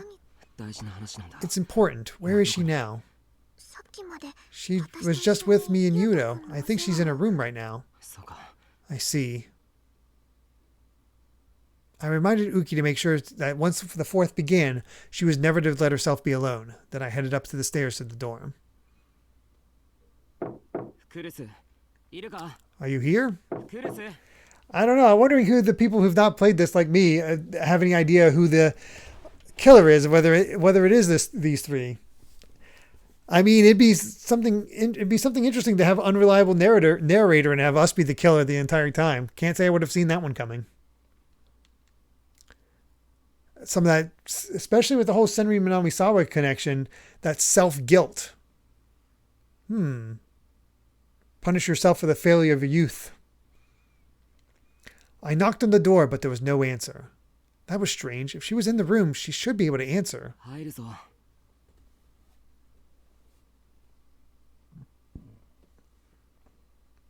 No idea would be fun if something unexpected. And Rusty has some suspicions. Okay. I'm coming in, okay? I softly turned the doorknob. It wasn't locked. I opened the door just a little and looked inside. The lights were off and the room was pitch black. Did she go to sleep already? Maybe she wasn't feeling well. She tried her best to hide it, but ever since Yui had died, she'd been a mess. She wasn't eating much and she clearly lost weight. It hurt to look at her. Hey, are you okay? Should I call Dad? I spoke softly as I came inside and approached the bed. Huh? No one was there. She wasn't lying on the bed or the sofa or sitting at the desk. Where the hell did she go? I turned on the lights, but the room was completely empty. I remember that she said something about sleeping in my room before and checked there. But it was empty too.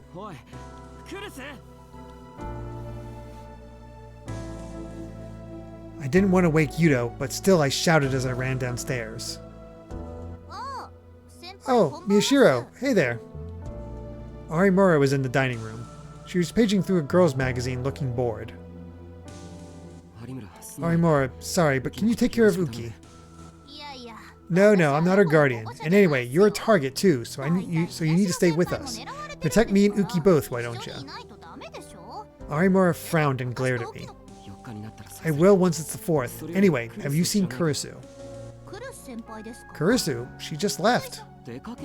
She left? Why? I looked at the clock and it was already past 7. I don't know. She was in a hurry. I tried to talk to her, but she wasn't paying attention. I'm leaving too. I'll be right back, so just watch Uki for me. Wait, I told you I'm not her guardian. Miyashiro. She screamed at me, but I ignored her and ran down the stairs. I had a terrible premonition, and my heart was pounding so hard it felt like it would burst out of my chest. You know what? Nono was in the room when Arimura did the whole you're going to die thing.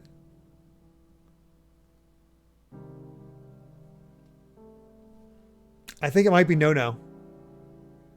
The only thing that goes against that is that Arimori has showed no signs of mind control, although maybe it was so limited and so much time had passed that the swelling had gone down by the time it got scanned. I had a terrible premonition and my heart was pounding so hard it felt like it would burst out of my chest. As I was about to exit through the clinic door, Uki poked her head out from the exam room again. Takaru, I'm sorry, but can you please be quiet? Yeah. Did something happen? No, it's just that Kurisu... Then something caught my eye in the exam room. It was Dad's computer, the one Kurisu had been using before. A pair of stereo headphones were plugged into the front audio terminal. I thought for a moment, then stopped and went into the exam room. Uki saw the look on my face and drew back a little, as if she was scared. Is Dad not here? He went off to look at some patients this afternoon. He says he can't do it here with all the media around. Then what's this? I pointed to the headphones and Uki looked troubled. She'd probably been told not to tell me. It was definitely Kurisu who'd been using them. Of course, she wouldn't need these just to browse the internet, which meant I could guess what she was doing. Kurisu was a liar too. Just like I was today. I turned on the computer and looked at the browsing history. She either wasn't in the habit of deleting it or had been in such a hurry that she hadn't had time. The history list was still there, and when I clicked, I found a site with the first video from the Return of the New Generation Madness, the Don't Look at Me case. She was looking at this again? I put the headphones on and pressed play. I screamed and ripped them off. The volume was so loud I thought it would blow out my eardrums. I could hear Yudo rolling around on the bed behind me, and Uki put her hand over my mouth. No, don't be loud.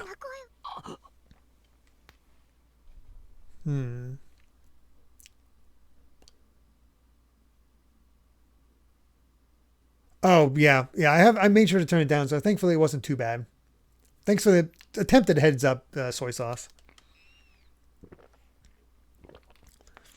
I made an I'm sorry gesture, then watched as the video kept playing at loud volume.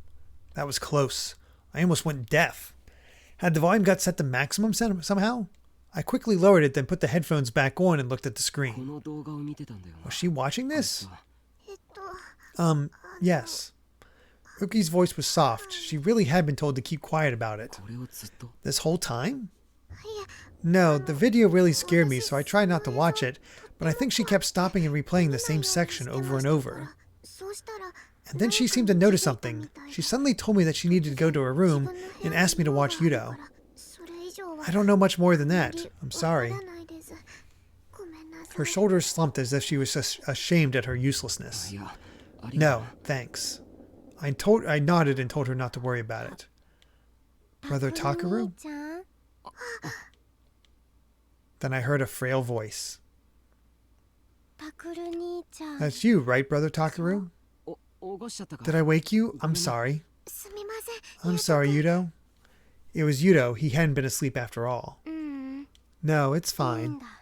I looked over at the bed and saw that the drugs had almost put him to sleep again. He was trying his best to keep his tired eyes open. I know what she was doing. What? Big Sis Nona was looking at just one part over and over. I could tell from the sounds of the mouse and what was coming out of her headphones. Just one part over and over. She'd only been watching one part of the video? But why? No way. No way. I stared at the computer screen. Had Kurisu found something? Some clue to the killer? Did she find something in this video? Brother Takaru. Huh? Can you take revenge for my sister? Can you catch the person who made it so I'll never see my sister again? Yeah. Leave it to me. I'll catch them. I'll catch them no matter what.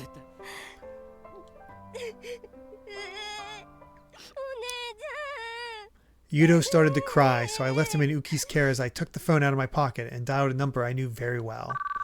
I grew more and more anxious with each passing ring. Kurisu, where did you go? Pick up the phone. You didn't go to find that killer yourself, did you? I told you not to do that. But this is what you'd do if you found the killer first, right? I know exactly what you'd think. I suddenly felt like I heard her voice. How long are you going to keep pretending to be my big sister? You're a crybaby and a coward, and you always rely on me, so pick up the phone, damn it. But the only thing I heard was the endless ringing sound.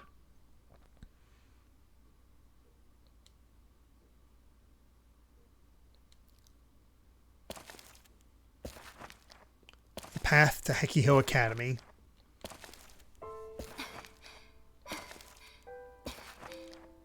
Kurisu was walking alone along an empty street. Her breathing was a little heavy. She'd been walking a long time and at a fast pace. She was wearing her school uniform. There was a school rule that said whenever you went on campus you had to wear your uniform. It was funny to realize that she was obeying it even now. She just found a clue in the Don't Look at Me video and asked a certain person to meet her at Hekiho Academy. The person had said they couldn't be there immediately, but they would call her when they got to the school. So there was no need to hurry. There was plenty of time until she got there. That's what Nono told herself. But her body kept driving her forward. Oh, my phone. She realized she hadn't looked at it in a long time. She must have been under more strain than she realized. She looked and saw several calls from Takaru and Arimura. She thought of stopping and heading back, but then sighed as she realized it was impossible. She couldn't go back to Alba Dorm now. If she saw Takaru's face, her determination would waver. It's kind of looking like it's going to be Serika at this point, unless we get another twist. I have no idea. So now, the only thing she could do was go forward. Now that she'd realized the hidden truth. I'm sorry. I guess I'm a liar after all. She apologized to her absent brother and tapped the phone in her pocket. Then she glared at the hill in front of her as she readied herself for what was to come. She had to rid herself of any kindness or sentimentality. Even if she didn't intend any mercy now, she might find herself in a moment of weakness later. Excuse me.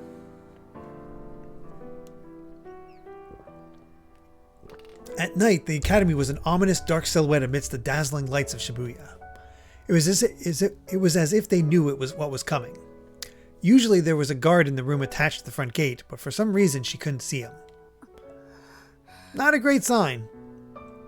The air felt tense. She shook off her uncertainty and went inside.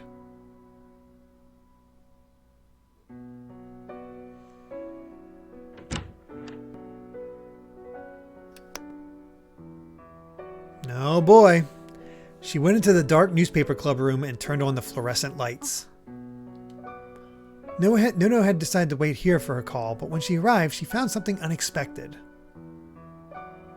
It was the map they put up to analyze the case, which had been taken down a while before. It was back on the wall, and there were several new pictures and pieces of information that she hadn't seen before. That was probably Takaru's doing. He had been continuing to hunt this killer in secret, too. Takaru, you're a liar too. She felt herself letting her guard down as she thought of Takaru and quickly shook her head. I will say, good on this game for having me continue to guess and swap between certain characters, whether they're the killer or this person's the killer or whoever's the killer. She brought a chair close to the wall and sat down and stared at the map. Takaru had said something once. But lately, it feels like the case is chasing us instead. It was the butler. Of course it was the butler. Looking back, several things had happened that can only be explained that way. Kurisu had decided that Takaru's life was in danger because he was a psychic, and that she was going to save him. But if the killer was just after Takaru's life, there were more direct ways to go about it. But instead, they got the return of the New Generation Madness killings and what had happened to Yui. It would have been easy for them to take Takaru's life. But just like Takaru had said, the case seemed to be slowly closing in on them from all sides. Which meant they were after Takaru's life. They aren't after Takaru's life. There's something else. There's something else involving him. That was the only thing that made sense. But she couldn't figure out what it could be. But Then she saw a piece of paper on the board. Haida had Minamisawa's ID card. That fact had sent her mind reeling. One of the reasons she'd figured it out was Riko Haida. But I know who it is that's working behind the scenes, trying to achieve whatever their goal is. And it all started with the ID card that Senri Minamisawa had. That was, without a doubt, her real card. And no one but Kurisu could have known where it was. All of Senri's things lay beneath the memorial. Kurisu had put them there herself. All of Senri's family had died in the earthquake. She had no surviving relatives. So after the memorial had gone up, Kurisu had put them there. Oh, Gregster at 236. Good night, Gregster. Oh, and good night, Oscar. Take care. Even Kawahara, the other boy had been playing with them, didn't know that. It was a secret about Senri that only Kurisu knew. But Riko Haida had held that secret. No, she'd been given it. How was that possible? Mind reading. The power to see other people's thoughts and memories. Kakita, the victim in the revolving dead case, had supposedly possessed it. The killer had used it to read Kurisu's mind. And that was how they were able to find Senri's ID card. In other words, it's someone who I've made contact with. But how did they set that guy up? Is that what Arimori was there for? And now that she'd found out what was hidden in the Don't Look at Me video, she had no choice but to fight them. She'd probably made contact with them more than once or twice, because they were one of her closest friends. How long have I known you, I wonder? She suddenly remembered their smile. Her whisper echoed off the walls with no one to hear it. The countless after-school hours they'd spent together were some of the most important times in Kurisu's life. Meaningless conversations, shops they'd browsed early together, but she couldn't think of any special memories, and that was very painful for her, because that was only a sign of how close they were. But I have to ask, I have to find out, even if the answer meant that things would never be the same. And there's one more thing. Her thoughts went deeper. There was one more thing she had to ask. That's where Takaru had seen Senri being experimented on 8 years ago. She'd been tied to a chair and slowly going mad when she'd seen a boy, Takaru, that she didn't know. She had no time to figure out who he might be. She shouted, "Help me," without even understanding what was going on. And the boy heard it and ran. Was he surprised at the horrible scene he saw, or afraid? No, probably both. And Kurisu couldn't blame him for either. At the time, he was just a 4th grader, a 10-year-old boy. There was no way he could have saved Senri. And that was why Senri didn't hate him. Kurisu knew that. She tried to tell Takaru many times and failed about her one big mistake. That was why she knew. And that's why she'd always been suspicious. 8 years ago, when that boy had witnessed Senri being experimented on, he was alone. He was outside the room where the experiment was being done. Just a single... Wow, it was Serica this entire time. Just a single timid boy peeking through a tiny crack in the door. There was no one next to him. But Takaru said that he saw it with another person. At first, she thought that Takaru was just confused. He'd been in a coma for over a year, and he was simply mistaken. But then she said the same thing, that they were together. It had been a thorn in her heart for a long, long time. Were you really with Takaru then? She reached out toward the computer, but in the end, she let her hands float in the air. She'd seen the video dozens of times. It wouldn't be any different here than it was at Alba Dorm. Nor would the secret it concealed. Nor would it change what she was about to do. There was no changing any of it, it seemed. It took a long time before they called her. It was almost midnight. But Kurisu didn't get frustrated. She simply waited, calmly. She'd assumed it would be around this time. They were probably waiting for November 4th, the day of the New Generation Madness. And then they were going to do to her what they did to the other victims. She felt her phone vibrating and took it out of her pocket. Takaru was still calling despite the late hour. He'd sent text messages too. Of course, Kurisu hadn't answered at all. Was it him again? She thought as she looked at the screen. Oh.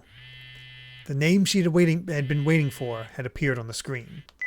She answered the call and put the phone up to her ear. Hello?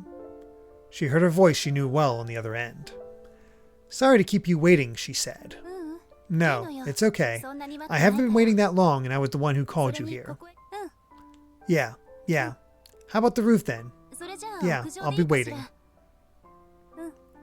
She ended the call and went to put the phone back into her pocket. But suddenly she stopped and called up a picture on the screen. It was the photo of her family at Alba Dorm, the same as the one that was Takaru's treasure. She stared at it for a while, then placed the phone on the edge of the table, the place where she always sat when she was with the newspaper club.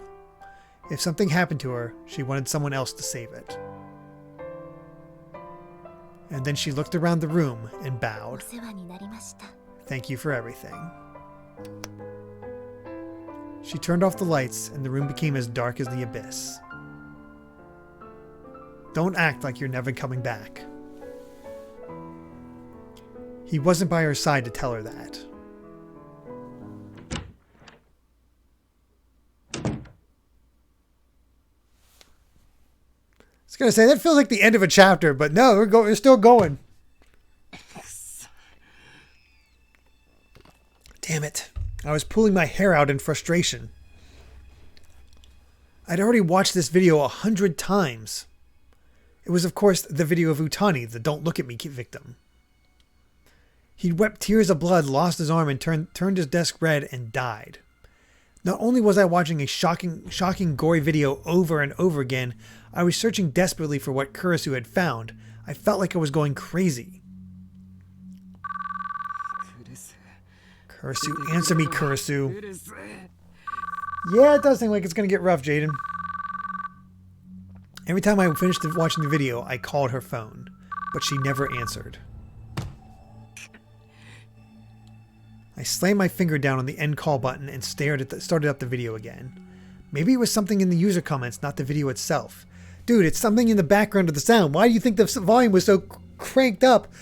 God, Takaru's an idiot sometime. I don't know what the sound was, but she must have heard something like something from when he was talking. I thought it might be, so I checked every one, but nothing had struck me as unusual. It was just a flood of meaningless comments going from right to left. And only a few of them were actually worried about Utani, which just pissed me off more. What the hell am I supposed to find in this video? I expanded it to fill the screen. I tried slowing it down, but there was nothing. Had Kurisu found something here?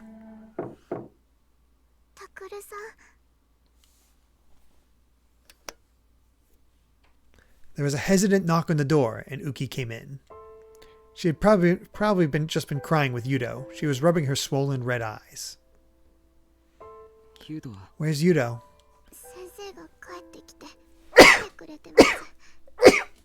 Excuse me. The doctor came back and is looking at him. He took his medicine, so he'll go to sleep soon, he says. Her voice was still a little teary. Did you figure something out? No, I've got nothing. Uki looked very concerned as she watched me grip my teeth. I was close to Nono when she found something. Yeah. She wasn't as calm as she usually was, so I'm very worried. Uki seemed to be remembering what had happened. Seeing her only made me more worried. What was she like? Thank you, guys. Well, she suddenly stood up. She said it couldn't be, that it was impossible. At first, she was very shocked. Shocked? Yes, she'd gone pale. Shocked and pale. Did that mean she knew the killer? And it was someone she didn't want to be the killer? So was it me or Onoe? And then I shook my head. I'm sorry, if I'd been able to help her then, this never would have happened. No, it's not your fault. I tried my best to keep her from sensing my panic as I slowly asked her another question. For now, I wanted any hint, no matter how small. Uki, so Kurisu watched the video and figured something out, right?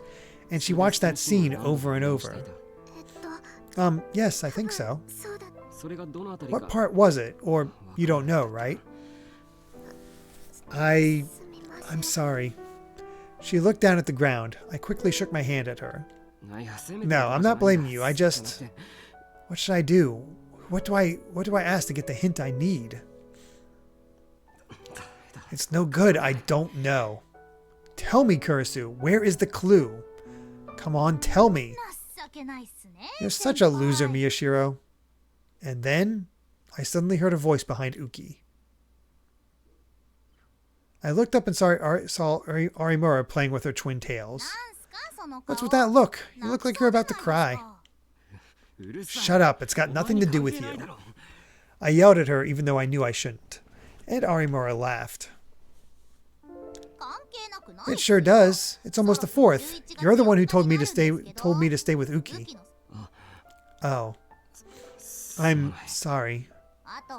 And you know, I really like Kurisu, so telling me it's got nothing to do with me pisses me off. Huh? Arimura's face suddenly became serious, and then she yelled.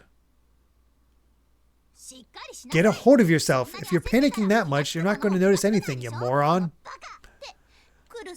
That's what Kurisu would say, I think. Hey, Heroes Live. Tear of the Chaos Child, yeah. Hey, Uki, you said that Kurisu got very surprised and then she watched the video again and again, right? Huh? Yes, that's right. What was she acting like then, after she acted surprised? Arimura put her hand on Uki's shoulder and started to ask more questions. She looked very serious. It was kind of scary. Yeah, and?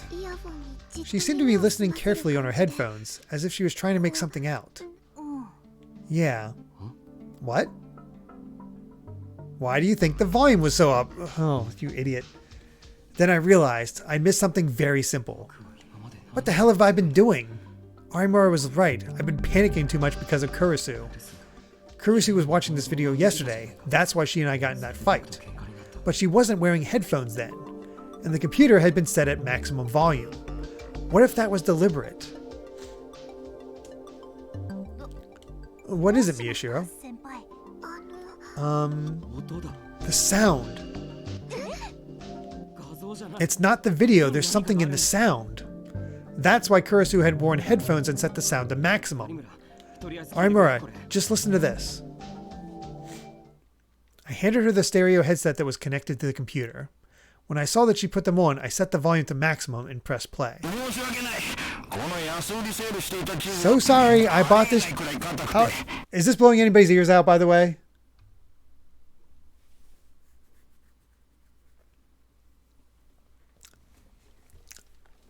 Okay, yeah, it's pretty loud. All right, let me...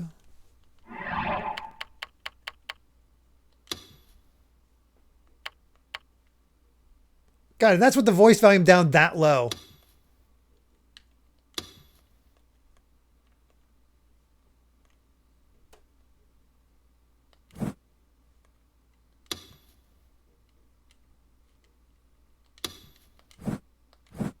That's ridiculous.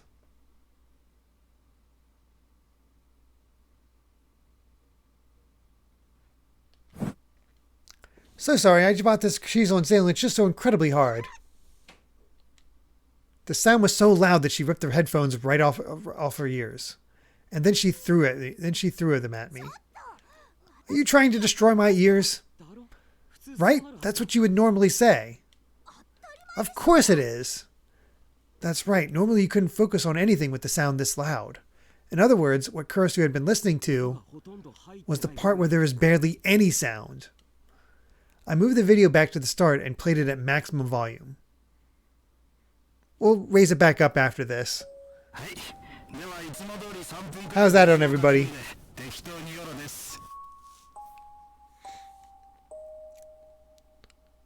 How is the volume there? Better? Cool. Okay, I'm going to take 3 minutes for questions. Get to it. The scene with him in front of the computer was too loud to listen to. Oh, come on. I'm streaming right now. The sound got a little better when he left the computer, but it still heard at maximum volume. It was hard to imagine her listening to this part over and over again. Utani disappeared out of frame and I stopped being able to hear what he was saying. This was the part where people thought the killer had come in. But everyone, from the police to the internet users all over the country, had thought it would lead to the killer. It had been listened to millions of times in all. If it was in this part, someone would have found it already. It gets scary after this, right? Let's go. I'll go over there. Let's go, Uki. Huh? But Arimura pulled Uki away by the hand. Uki turned and looked at me, concerned.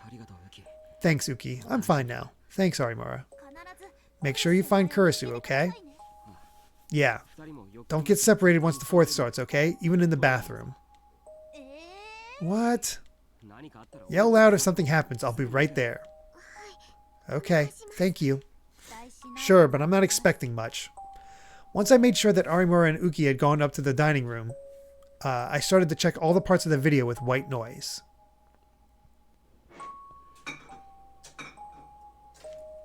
Not here.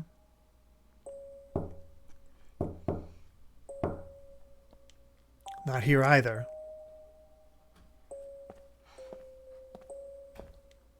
No, there was nothing here.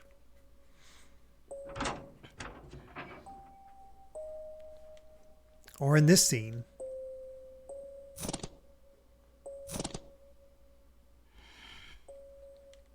Nothing here either.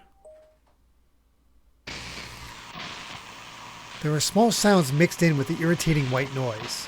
It was harder than it looked to focus all your nerves on them. My hearing started to fade and I started to lose my sense of balance. My head felt heavy and suddenly I had a terrible headache. I gripped my teeth and fought through the pain. Kurisu had gone through this and in the end she found something. I had to do the same thing. And then I heard a tiny noise. I paused the video without... It's the damn Garo Froggy! And yes, that is the sumo sticker Hatsune Miku soy sauce. I pointed it out before at one point. It's the damn Garo Froggy thing that she fiddles with. What was that? I put my finger on the earphone in my right ear and pushed it in deeper so I could hear better. And then I used my left hand to move the video back and press play again. What is this sound? It was the scene where Utani was cutting what he described as cheese beneath the dim fluorescent lights. In between the sounds of the knife, I could hear something else. One more time. I played the video again. I know I've heard this sound before. I knew that sound. I'd heard it very recently, very close to me. I played it again and again. I concentrated everything I had on picking out the tiny sound from amidst the noise. What? I finally realized what it was. And suddenly I felt a cold pillar of ice pressed against my spine. No, you could call it sheer terror if you wanted to. My hands shook and sweat poured out of every pore in my body. It felt like the room was spinning. This can't be real, can it? Good King Linky, thank you so much for the raid. I'm pretty sure you were playing some Zelda. We are going through the requested game of Chaos Child. That's sort of a thing I do on the channel where I forgot the raid message. That's all right. So we are playing a visual novel murder mystery game called Chaos Child. And are getting towards the end where we're about to figure out the true killer. We're getting some information on all of it. And yeah, this game goes hard on some scenes, for sure. But yeah, for those wondering, that we're really just right into the depths of it. But thank you very much for the raid. Hopefully you had some fun with Zelda. I haven't had a lot of time to play it myself, about 5-6 hours ish maybe. So I'm not far at all. I'm still like basically in the opening area, headed towards. I think I decided to go to Kakariko first. So yeah, that's just I'm not even reached there yet. I'm just on the way. So yeah, thank you so much for the raid. Hope you had fun, and I'm just gonna get right back to it because it's getting good. It's getting very interesting to say the least. Oh wow, 20 hours in and finished the first dungeon. That sounds like what would be my my playthrough. So yeah, sounds about right. All right. I slammed my shaking hands down on the desk, and the pain finally got them to do what I wanted. It took me several tries, but I finally managed to open my PokeCom and power it on. I yanked out the headphones from the PC and plugged an audio cable into my PokeCom. No. I kept screwing it up, but managed to load that scene into an audio editing software. I set the volume to maximum and set it on repeat.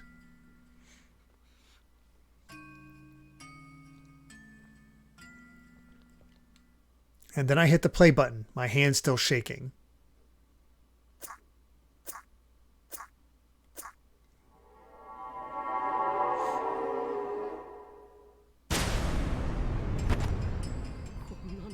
This can't be real.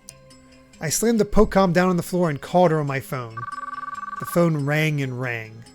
Once, twice, 3 times. Did Kurisu notice the sound? It kept ringing. 6 times, 7, 8. It was as if she was ignoring me. No, she's not picking up. I ended the call, and this time I pulled up Kurisu's number. I tapped the call button, but I got the same result. Why? They kept ignoring me. No matter how long I waited, I couldn't hear Kurisu's voice. God damn it all. I hung up the phone and ran out of the room without even knowing where I was going. And there we go.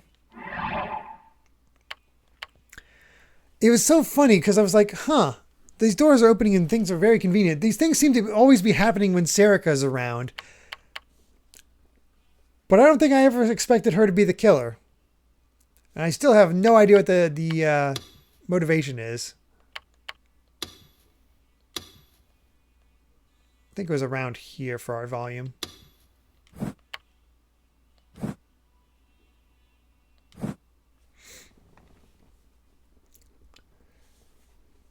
Soy sauce. You actually got you actually got Serica right early on with correct assumptions. Some hints were in the hotel. It was assumed that the door locked Serica out because of his powers, but a simpler explanation is she just locked the door. In Chapter 6, when they were at the cafe as a group, the person who had talked with the menu was the sumo sticker was Serica. That's true. I do remember that. Through the whole game, when Takaru was stuck on the case or wanted to quit, the person who always gave the answers and kept pushing him to solve the case was Serica. Nice. That is true. Huh. Their roof was normally a place for students to laugh and talk, but under the cold moonlight, the empty benches seemed silent and sad.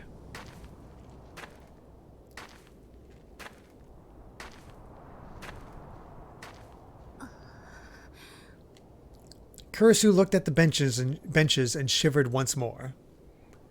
It wasn't just because of the cold, it was because she had realized that this place was truly empty. Of course it was. No one was allowed to be here at this hour. It was an isolated place where the warm light didn't reach. Only the cold light did. No matter what happened here, the rest of the world wouldn't care. It wouldn't exist outside of this place. It's too perfect, maybe. It was so perfect for her that it was almost sad, Kurisu thought. While Kurisu was waiting for her to arrive, she hadn't been thinking about the case. Strangely, she'd been thinking about her family and friends. What had she always said to her family before she left to come here in the morning? Did they smile? The younger students who helped with the student council's work. The talk she'd had with her classmates about the latest fads. The brief fights in the lunchroom, forgotten as soon as the bell rang to tell them to go back to class. Each time she started to lapse too deep into her memories, a cold wind would blow and pull her back into reality. Oh, wow. Favorite protagonist and antagonist. Okay, you accidentally spoiled yourself, Simidon. That's a shame. But, I mean, it is. I mean, I still don't even know the motive. No idea on the motive. Each time she started to lapse too deep into her memories, a cold wind would blow and pull her back to reality.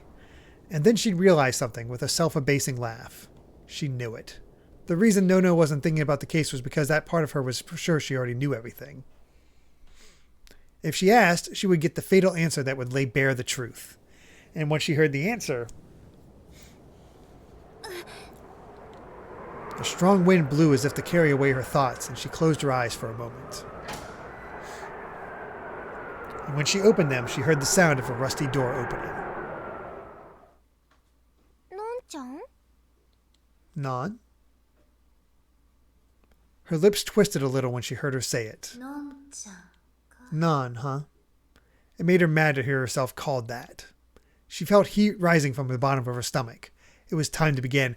Sarika, oh my gosh, I just realized Sarika was there when Arimura said that you're going to die. It was next to her. Oh my gosh. Yep. All fits. Jeez. Said she was there when she said to come out and you know, go see Nono, and had the whole path marked with those stickers. Jeez. She felt heat rising from the bottom of her stomach. It was time to begin. I'm really sorry to bring you out here. Hey, Onoe. Non? Non-chan? Did she realize that Kurisu was using a different name? Or did she sense something instinctively? Sarika repeated herself, this time with a suspicious look on her face. She tried to get closer, but a glance from Kurisu stopped her. Sarika froze. Answer me. Was it you?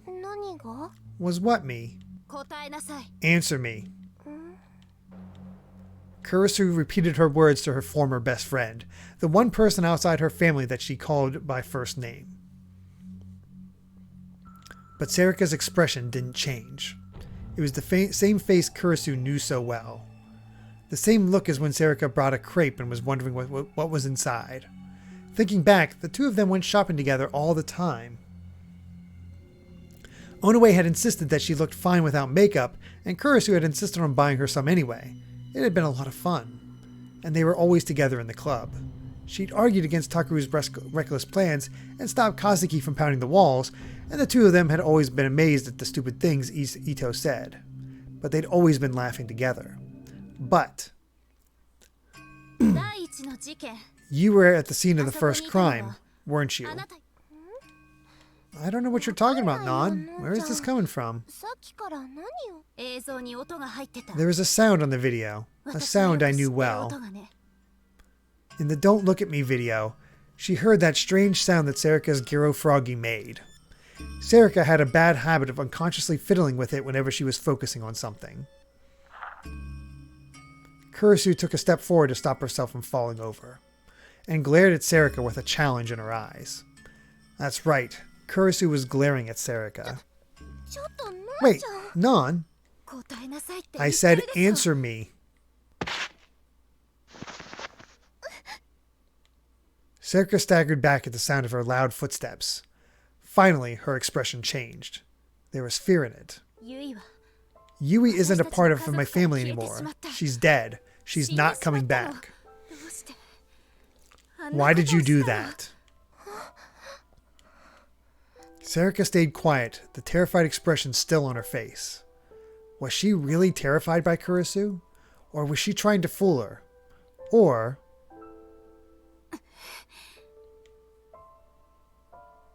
Kurisu took another step forward. On that day, 8 years ago, did you really go down into that hospital basement? Were you really there with Takaru? You can't answer me, can you? Because you weren't there. I know that better than anyone. So who are you? Kurisu's question was something she'd wondered about ever since Onoe had said she'd gone into the basement with him. It was the one last thing she'd been unsure of, which she'd been quiet about to protect her own secret. Until a little while ago, it seemed like it didn't matter. She was willing to go her whole life without finding out, because Sarika Onoe was someone she loved.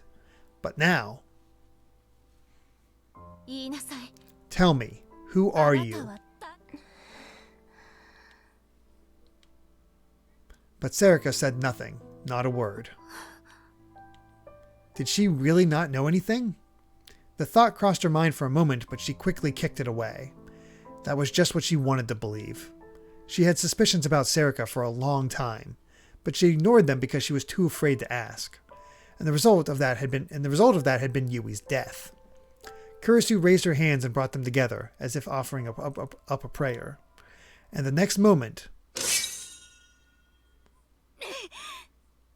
Oh! She has a D-sword. The way the animation played out. Oh my god. They're trying to show an action scene. Good on them. They're trying. She brought them down hard and straight as if swinging a sword.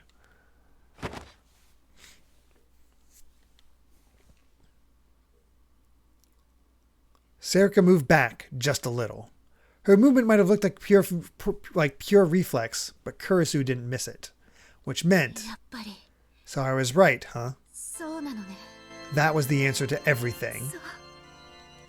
So that was it, huh?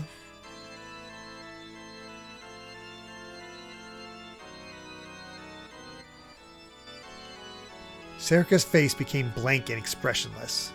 She didn't frown or sigh at her own failure. Her manner became that of a beautiful doll. Sarika. She was right.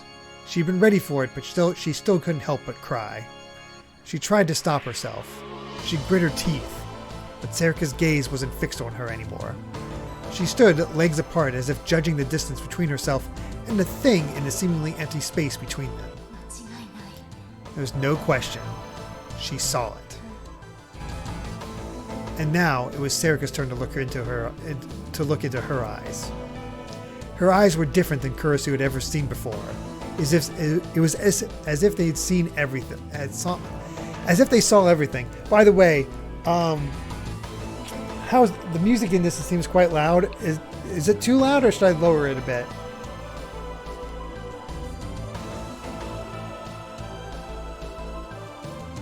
I want to make sure we got our sound balancing right. Okay, it's good. Okay. No, that's not right. Suddenly Kurisu knew. It wasn't just a simile, it was not even a smile. Her eyes did see everything. That was telepathy.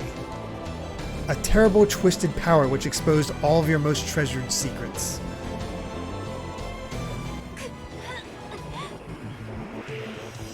She heard the sound of herself clenching her jaw. And then she forgot the tears and turned herself over to the rage that was boiling within her.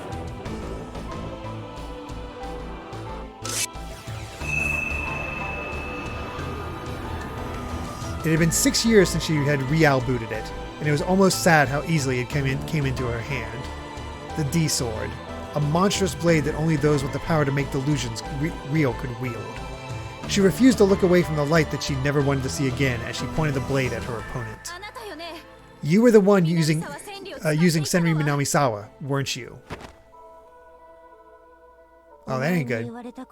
I don't want to hear that from you, Nono Kurisu. Her voice made Kurisu shiver. and a blade even more wicked than her voice appeared in Serika's hands, opening like a blooming poisonous flower. It was beautiful. For a moment she was blinded by the beauty of the weapon. She forgot that it threatened to cut into her soft flesh. Good night, Cat Evie.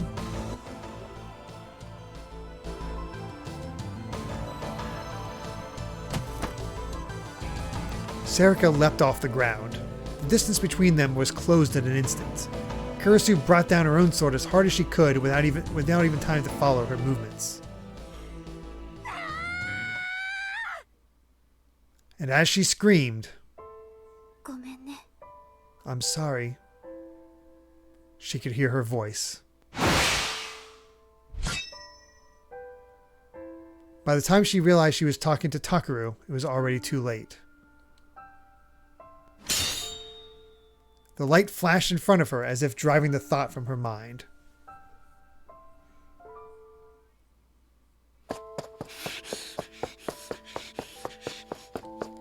Why? Why, Serika?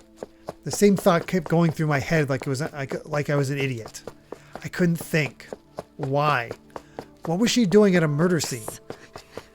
Damn it. The saliva caught in my throat as I moaned in pain. It took a lot of effort to keep myself from falling over. Damn it, I didn't have time to waste here. Huh? I stopped as I heard a sound.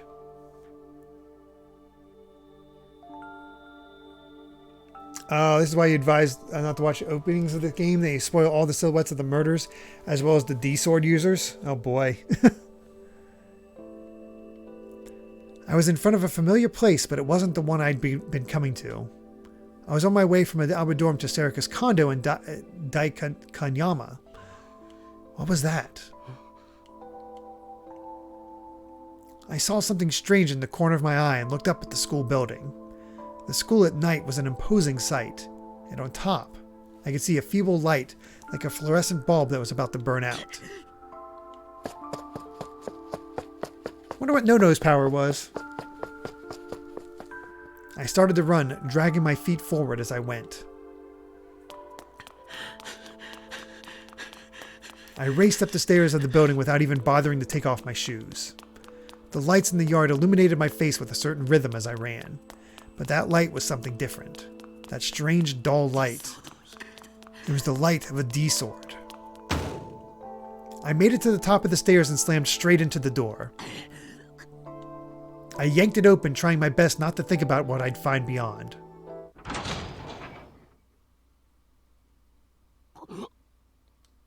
The first thing I saw wasn't the light of the D-sword, but the red. My heart beat loudly once, and then all was silence. I didn't feel anything at all. It was as if I'd totally frozen at what I'd seen. She was lying on the ground in front of me. Her clothes were red. Someone was in front of them, looking over their shoulder at me. No, not someone. I knew her, but she looked different than I'd ever seen before, and the deadly weapon in her hands made me shiver. And that weapon was deeply, deeply. A strong wind blew towards the open door. It was as if someone was trying to push me back in, as if they were trying to get me away from the threat in front of me. "She'll kill you too. Run away, now." Was the voice I heard an illusion? Or was it the person I cared about?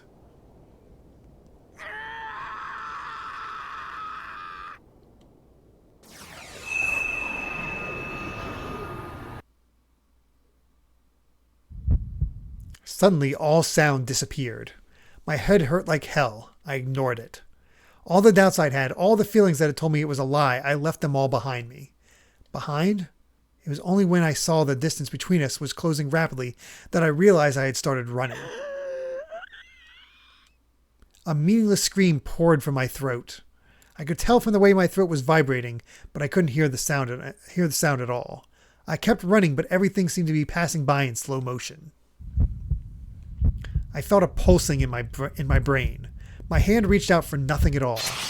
Until now, I'd never been able to touch it, but now I could grab it easily. What was I touching? What was I holding? Some fragment of useless rationality was still within me, asking me these stupid questions. I was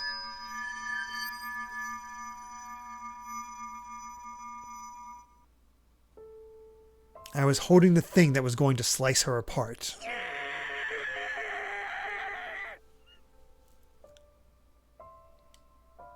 My own delusions made manifest by real booting, a twisted blade that weighed nothing at all.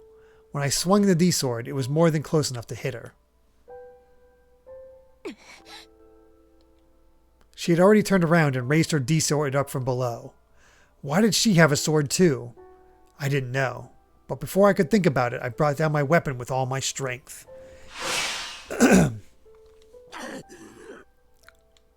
Serica blocked it without making a sound. No, that wasn't right. My D-sword stopped before she could block it. Right before it would hit her. What's wrong? I heard a voice I'd never heard before. I saw a look I'd never seen before. I couldn't move. She hadn't done anything to me. There was no mind control. I was the one in control. But my hands had stopped, as if they'd struck an invisible wall. Why? Why? You're not going to come? Why couldn't I move? Why wouldn't my arms, my legs? My feelings caught up to me. My reason came back, and my heart finally started to scream. This can't be happening. It can't. Why would Serica do this? It can't be real.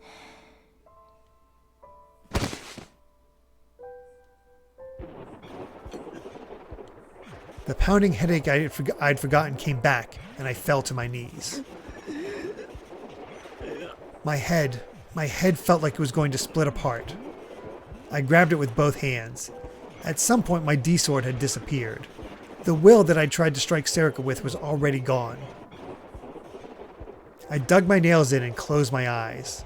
I could feel the veins in my forehead with my hands. I felt something sticky on my knees, and I smelled a mild perfume. It was the same as before when my little sister had been killed and ripped apart.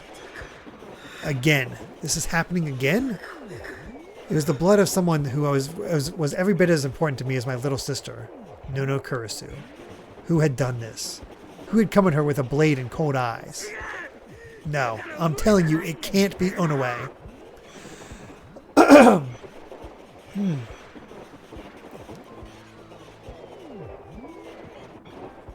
I tried to use my rage to drive it all away, but I couldn't. Need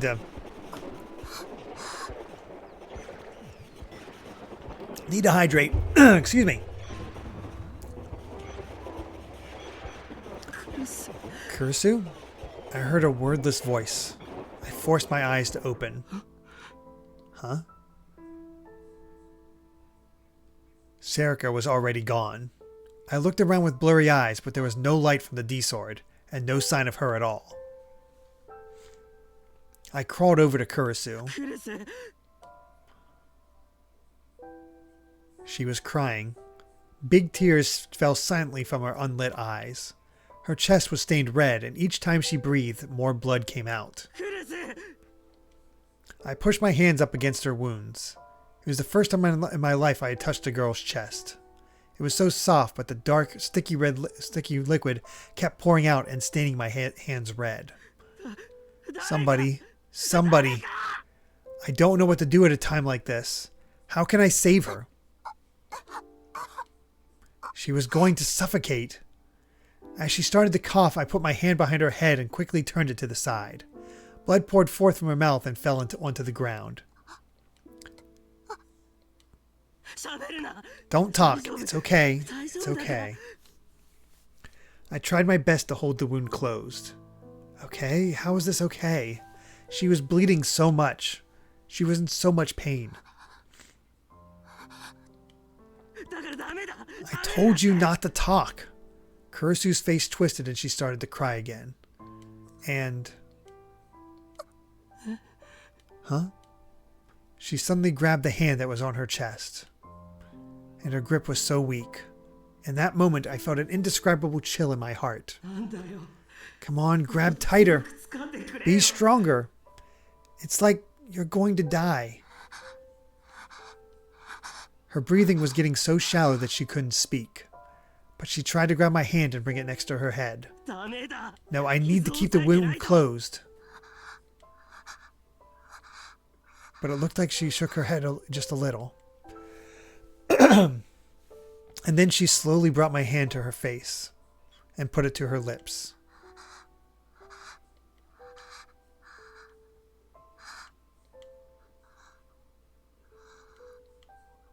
The red from my fingers clung to her purple lips and shone like beautiful gloss. No. The sensation on my fingers was soft, but terribly cold. And then I knew. Yeah, she was going to die after all. No, that can't happen. It can't. I'm sorry. Her hand moved away from mine and fell to the ground. No. The name fell from my lips. It was the first time I'd said it in half a year. Come on, No. It was the name of my big sister who'd always protected me. Wake up, No. I lifted her up and held her tightly in my arms. She didn't move at all. Why? How can this be happening? Come on, No. I called her name again and again, knowing that from now on, she would never answer me. At some point, midnight had passed, and it was November 4th. The last of the return of the New Generation Madness murders had occurred right before my eyes. We have just received an extremely unusual announcement from the police. It is a warrant for the arrest of a minor, issued under their real name. The announcement says that as of 12:30 a.m. today, November 4th, the police have issued a warrant for a person of interest in the series of murders that occurred in Shibuya Ward, Tokyo. This is a national arrest warrant for Takaru Miyashiro, a third-year student at Hekiho Academy. I repeat. Oh. We've been blamed? What?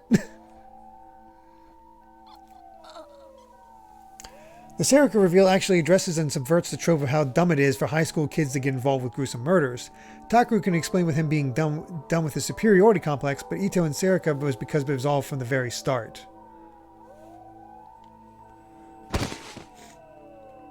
I lost my balance and fell over.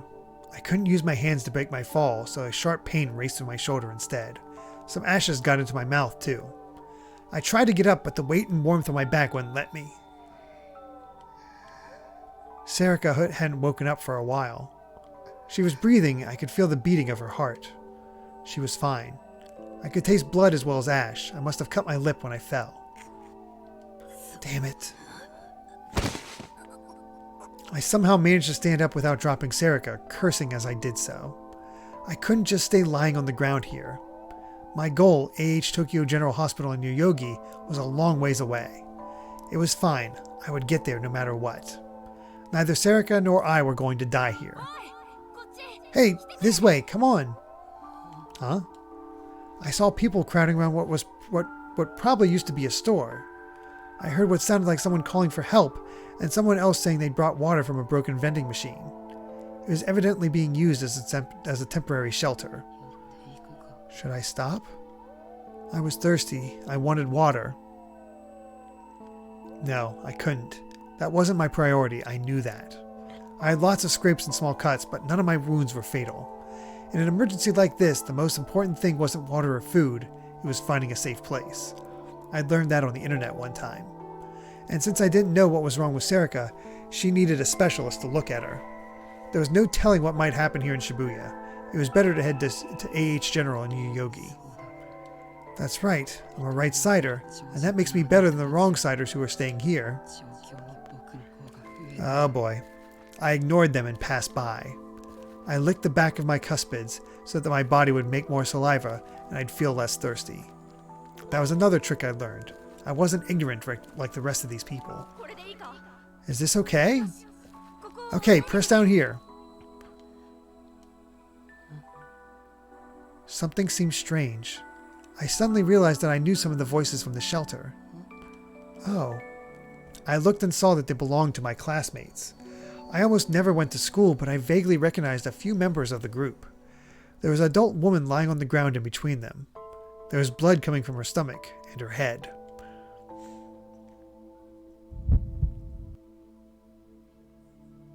My heart skipped a beat. I just barely managed to start myself from falling over. Why? My classmates seemed to be trying to save her. They were each taking turns holding down on her injuries, not caring that their hands would be covered with blood. Why? Why are you doing that? All you ever do is talk about stupid crap, and you never listen to me. Why aren't you panicking? You guys don't know anything, right? About priorities or cuspids? Why aren't you screaming? Why aren't you running? Why are you so calm?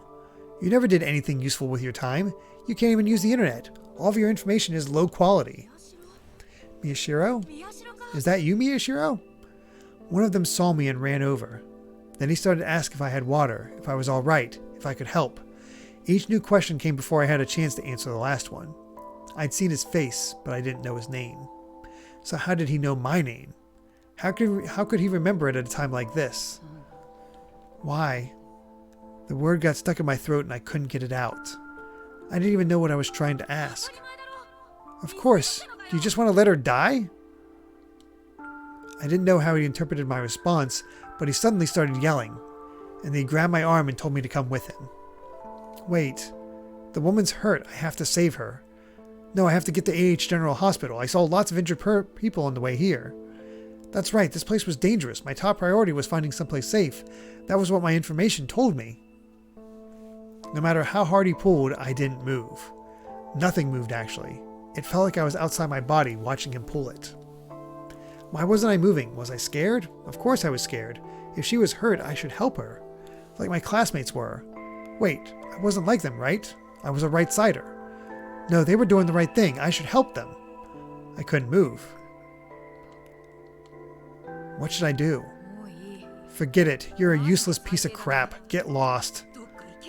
He spat out the words as he let go of my arm. He ran back to his friends, and they all started to take turns pressing down on her injuries again. He whispered something to them, and they all looked at me for a moment. There was disgust in their eyes. Their eyes said more than words ever could. I hope I never end up like him, they said.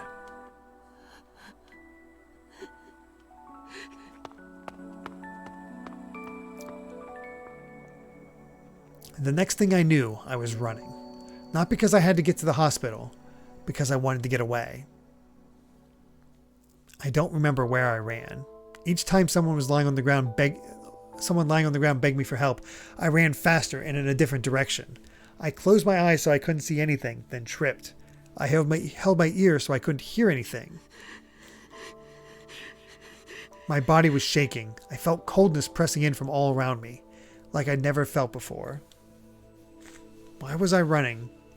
I was the right-sider. While they were learning about useless nonsense at school, I was becoming smarter than them. I should be the one looking down on them. That's right. That's right. I knew lots of things they didn't.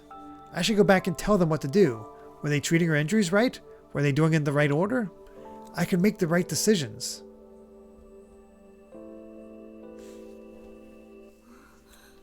Takaru? I was very surprised when I saw who'd just spoken to me. It was my mom and dad. What are you doing here? Only then did I realize I didn't know where I was. It was the shelter outside AH Tokyo General Hospital. I'd made it. It doesn't matter. Let's go. This hospital's no good. Dad motioned to Mom and I to keep moving. Why? Someone just said this place was safe. They're overloaded, and anyway, we need to get further away. There's no telling when the aftershocks will hit. It looks like there really isn't much damage to the north. The company's building is close. Let's use the car there. What? I didn't hear anything about that.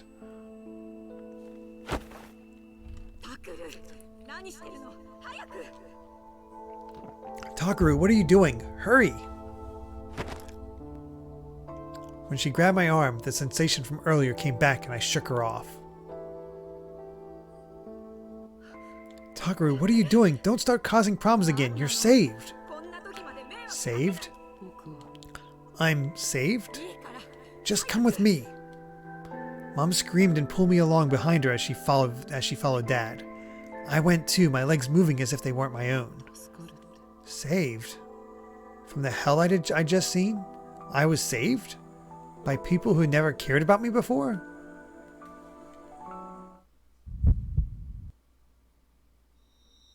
There was a sharp pain in my head. Jason Rocks, thank you very much for the tier 2 subscription, saying 31 months. That's almost 3 years. That's pretty good. Heck yeah, I'd say that's pretty dang good. All right, for sure. Thank you so much. I shook off her arm. My mom was screaming, but I didn't know what she said. I couldn't hear. My head hurt and I didn't know why. My vision started to blur and I could feel my body starting to go numb. My nails were digging into my head, but I couldn't feel them. I tried to think through the pain. Saved? Me? Why? These people had always neglected me. Now they were going to save me? Why? You two just happened to find me here, which means you were going to leave me, right? You ignored me for so long and now you're going to save me? And I'm supposed to accept that? Boy, this kid had some issues. A pain shot through my temples like I was being stabbed with something sharp. No. That wasn't what you're supposed to say. This isn't what's supposed to happen to me. This isn't the information I'm supposed to get. All the wrong-siders in the class were doing the right thing and looking down on me? I'm a right-sider. I'm the person who's supposed to know what to do when everything goes wrong. I'm not like those preening jackasses online. I actually went on a dangerous adventure, and they looked at me like I was less valuable than some random meme in a joke site.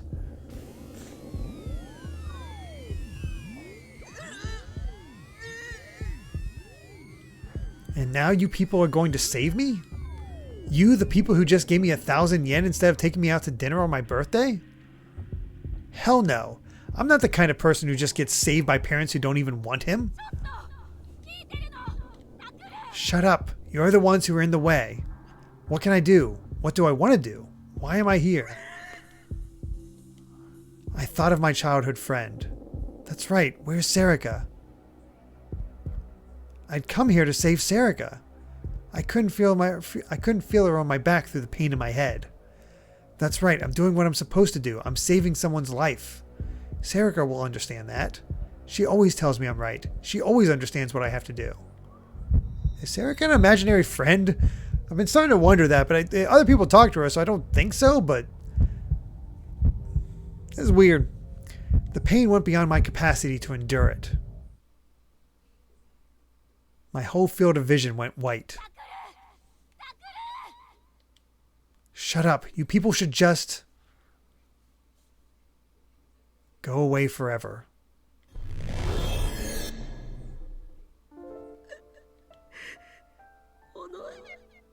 Sarika, save me.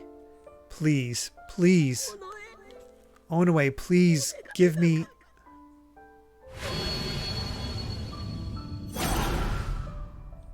Not exactly sure what's going on right now. We've made it to chapter 10. Sarika Onoe. We have no updates on the person of interest in the case, Takaru Miyashiro. The police have said that their reason for issuing a warrant that reveals a minor's real name was the grave importance of this case. Yep, just 2 to go. I woke up with a dull ache in my head and an unpleasant sound in my ears. I must have been sweating. My clothes were wet and sticky. Where am I? Oh.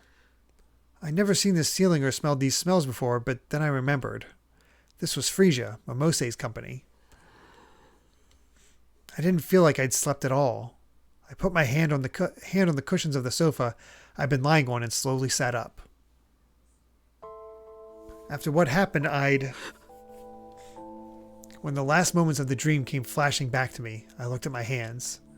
I could still feel the sensation of her motionless but still warm and living body. My hands were shaking, but they were the color of human skin. Back then, they'd been stained dark red, stained with no-nos. Why? Why? Are you okay? Oh. Arimura was sitting on the sofa across from me. She winced when she looked at me. すいません。 Sorry, of course you're 大丈 not. 夫なコーヒーでも I'll go make some coffee or something. She stood up.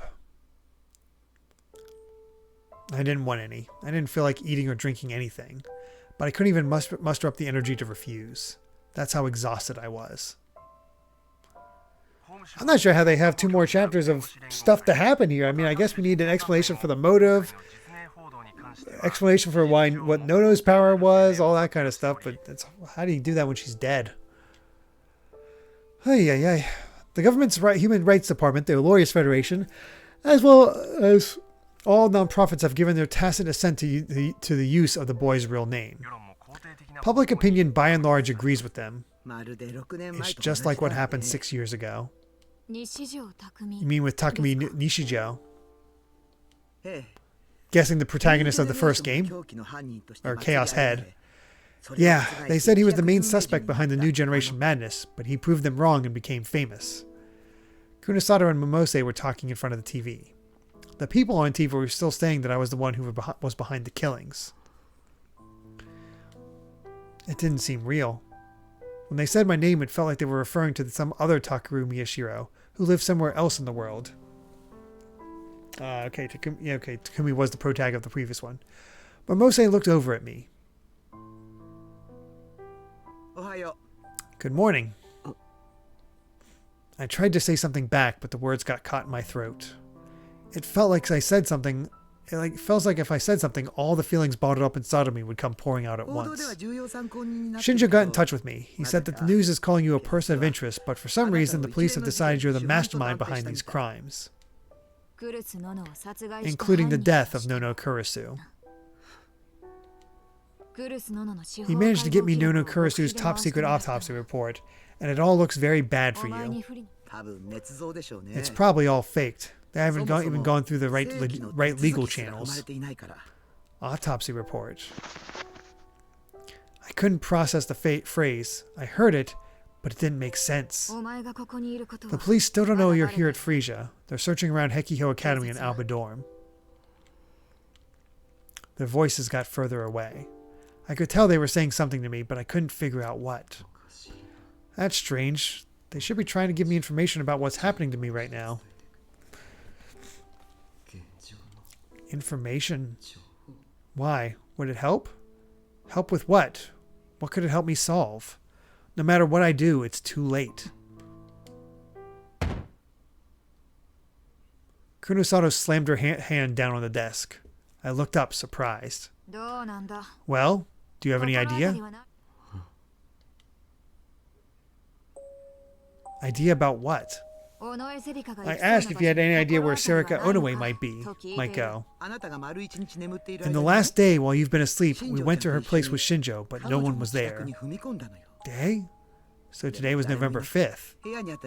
We took the data off her computer and copied it, but didn't find any clues. We have no idea where she could have gone. And now that it's been decided that you're the criminal, even Shinjo can't use official resources to search for her. The police are acting strange. Someone set a trap and we walked right into it. Which means you're our only clue. You're Serika Onoe's childhood friend, so you must have some idea, right? Serika's childhood friend. Yeah, that's right. Serika was my childhood friend. She'd always been with me since I was little. We did everything together. So why would Serika...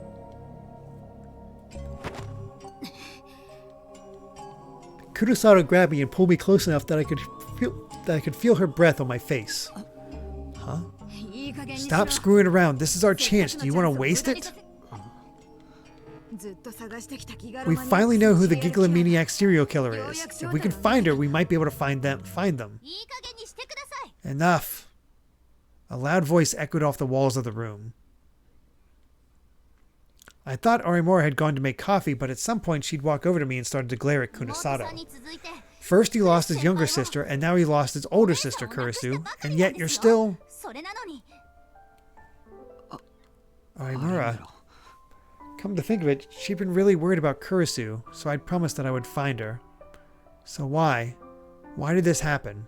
She glanced at me for just an instant and her lips were trembling. もう少し言い方があるでしょ久野里さん Can't you try and be a little more sensitive, Kunasato? You never change, do you? 何がですか What? 兄弟のこととな Whenever somebody's sibling is involved, you get testy. Arimara swallowed her words. It was as if she'd been stabbed. She clenched her fist tight, as if trying to stop herself from doing something she might regret. 私は There are very few people I'm capable of being nice to, and unfortunately you gigolomaniacs aren't その included. 中に Kunosato let go of me and spoke, her voice as cold as 入ってな ever. いんだ最低 You're a horrible person. お前相手に嘘 There's no point in lying to you. All I want to do is find the killer and whoever is behind them. だからって But still... Arimura's phone vibrated in her pocket. She looked annoyed when she took it out, but her expression changed when she saw the screen. She tapped the screen and put the phone up to her ear. もしもしウキ Hello, Uki? Is everything okay? Yeah. Yeah, I see. Oh, wait a moment. First put Hana on. そっか Uki? ちょ Hana? っと待って Come to think of it, where were they right now? Was something terrible happening to them because of me? Arimura was speaking crisply and clearly into the phone, while I was still struggling to even think. She reminded me a lot of Kurisu. 花 Hana, you're listening, right? We're still stuck here, so stay with Uki and Yudo, okay? ゆうとくんもだけど Yudo's in bad shape, but so is Uki. かなり泣いてる Thanks. からじゃあウキを出 Okay, して put Uki on for me. Then she handed me the phone. 宮代先輩の She 声 says she wants to hear your voice. Say something. 何か Okay. I took the phone and gently put it to my ear. Yeah, who is working with Serica? They had to be the people who moved the whole secret place where Uki was. Hello? Oh, Takaru? It's Uki. Her voice was even weaker than usual. I could hear a tiny noise behind her. I'm sorry, Uki. It's my fault. No, I'm fine. But there's so many people from the media, and the police are here too, and they searched your room and, Nono's too. And the doctor went somewhere and hasn't come back. I don't know what to do. Dad hadn't come back? Are the police still questioning him? I'm really sorry. Oh no, I'm sorry. I heard his tiny sniffle on the other end. I know things are worse for you than for me, so I have to stay strong, don't I? I'm Yudo's big sister. Her voice was strong, but I could still hear the tears. 宮代先輩 Miyashiro, it's time to hang up. If any of the police are in Alba Dorm, they'll hear her. 会話 They'll を聞きつけたらまずいです in Alba Dorm hear her. They'll know where you are. Arimura took the phone from me. She talked with Uki a little while more and then hung up.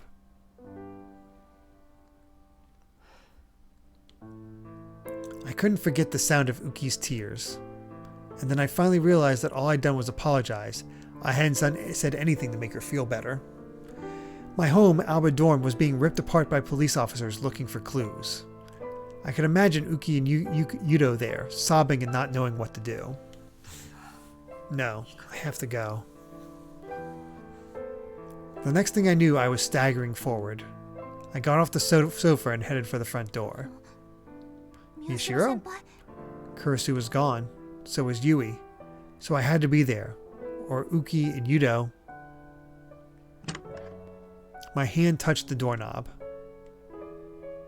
And I slowly opened the door. Everything started to feel less and less real, and I watched my body move like a character in a movie. 宮代ちゃん Miyashiro? どこへ行くつもり Where are you going? To Alba Dorm. If I don't go quick, Uki and Yudo... 待ってください Wait, you can't go outside. Arimura grabbed my 報 arm. 道では The news hasn't shown your picture yet, but people on the net have it. 話してくれ Let me go.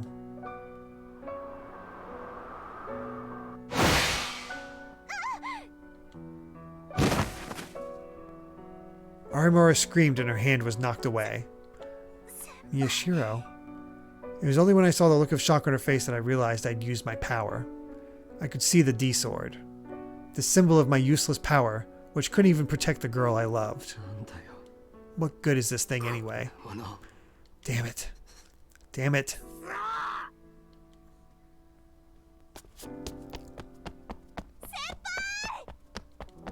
my body started running on its own. I ran out of Frisia without knowing what would happen if I left.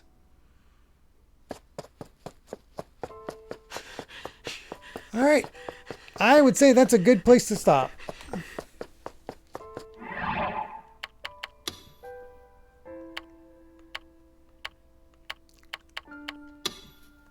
Now that we had a scene change. Oh boy, her plot. Oh, we'll pause so we don't have the constant stepping. Yeah, I have no idea how many more sessions we have here. 2 or 3? I mean, Soy Sauce did say that these final 2 chapters are longer, but I'm guessing not as long as chapter 1. So maybe 3, like 1.5 for each to get through each one, is be my best guess. I'm not exactly sure, but we found the killer, but not the full story. So we're still kind of in the dark on some things, especially what the heck's up with Serica. Interesting bit of foreshadowing. When you pause the game, sometimes the background shows an image of Serica with a bloody hand. She's been caught red-handed with blood on her hands. Oh wow, that's wild. 2 or 3 more streams. All right, we'll just see how much progress we make, but that sounds like we're going there. And yeah, I'm not going to be rating any Tears of the Kingdom streams. I don't want any spoilers. I know none of you guys do either. So yeah, we'll be back tomorrow for the finale of Outer Wilds. So definitely make sure to be there. You'll also want to be there because at the end of that stream, because I don't think it's going to go on for too long theoretically, I'm going to be going over early ideas for my subathon that I talked about a while ago. Now that part 1 of the Zelda, the Zelda retrospective is done, I'm going to start work on part 2, but it's not as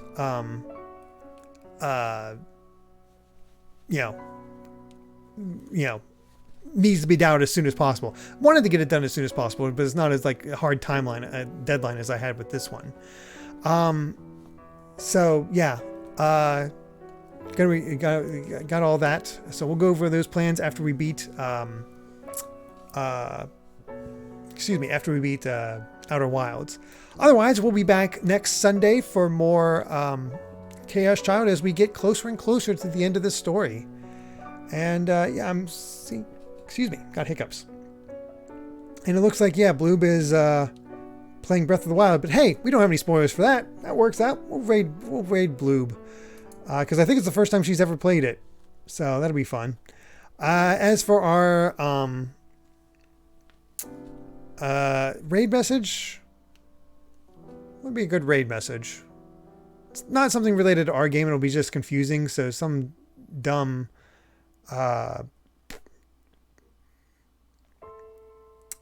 some dumb thing related to Breath of the Wild.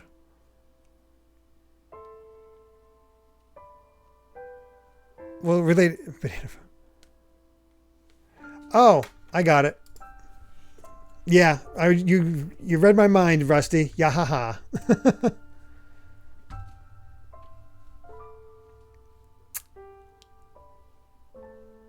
All right, let's go ahead and start the raid. Got that going on. And yeah, thank you all so much for being here. Really do appreciate it. Hope you all have a fantastic night and rest of your week, and hope to see you tomorrow for Outer Wilds and next week for more Chaos Child. So until then, everyone, take care and have fun playing Zelda. Till then, everyone. Bye.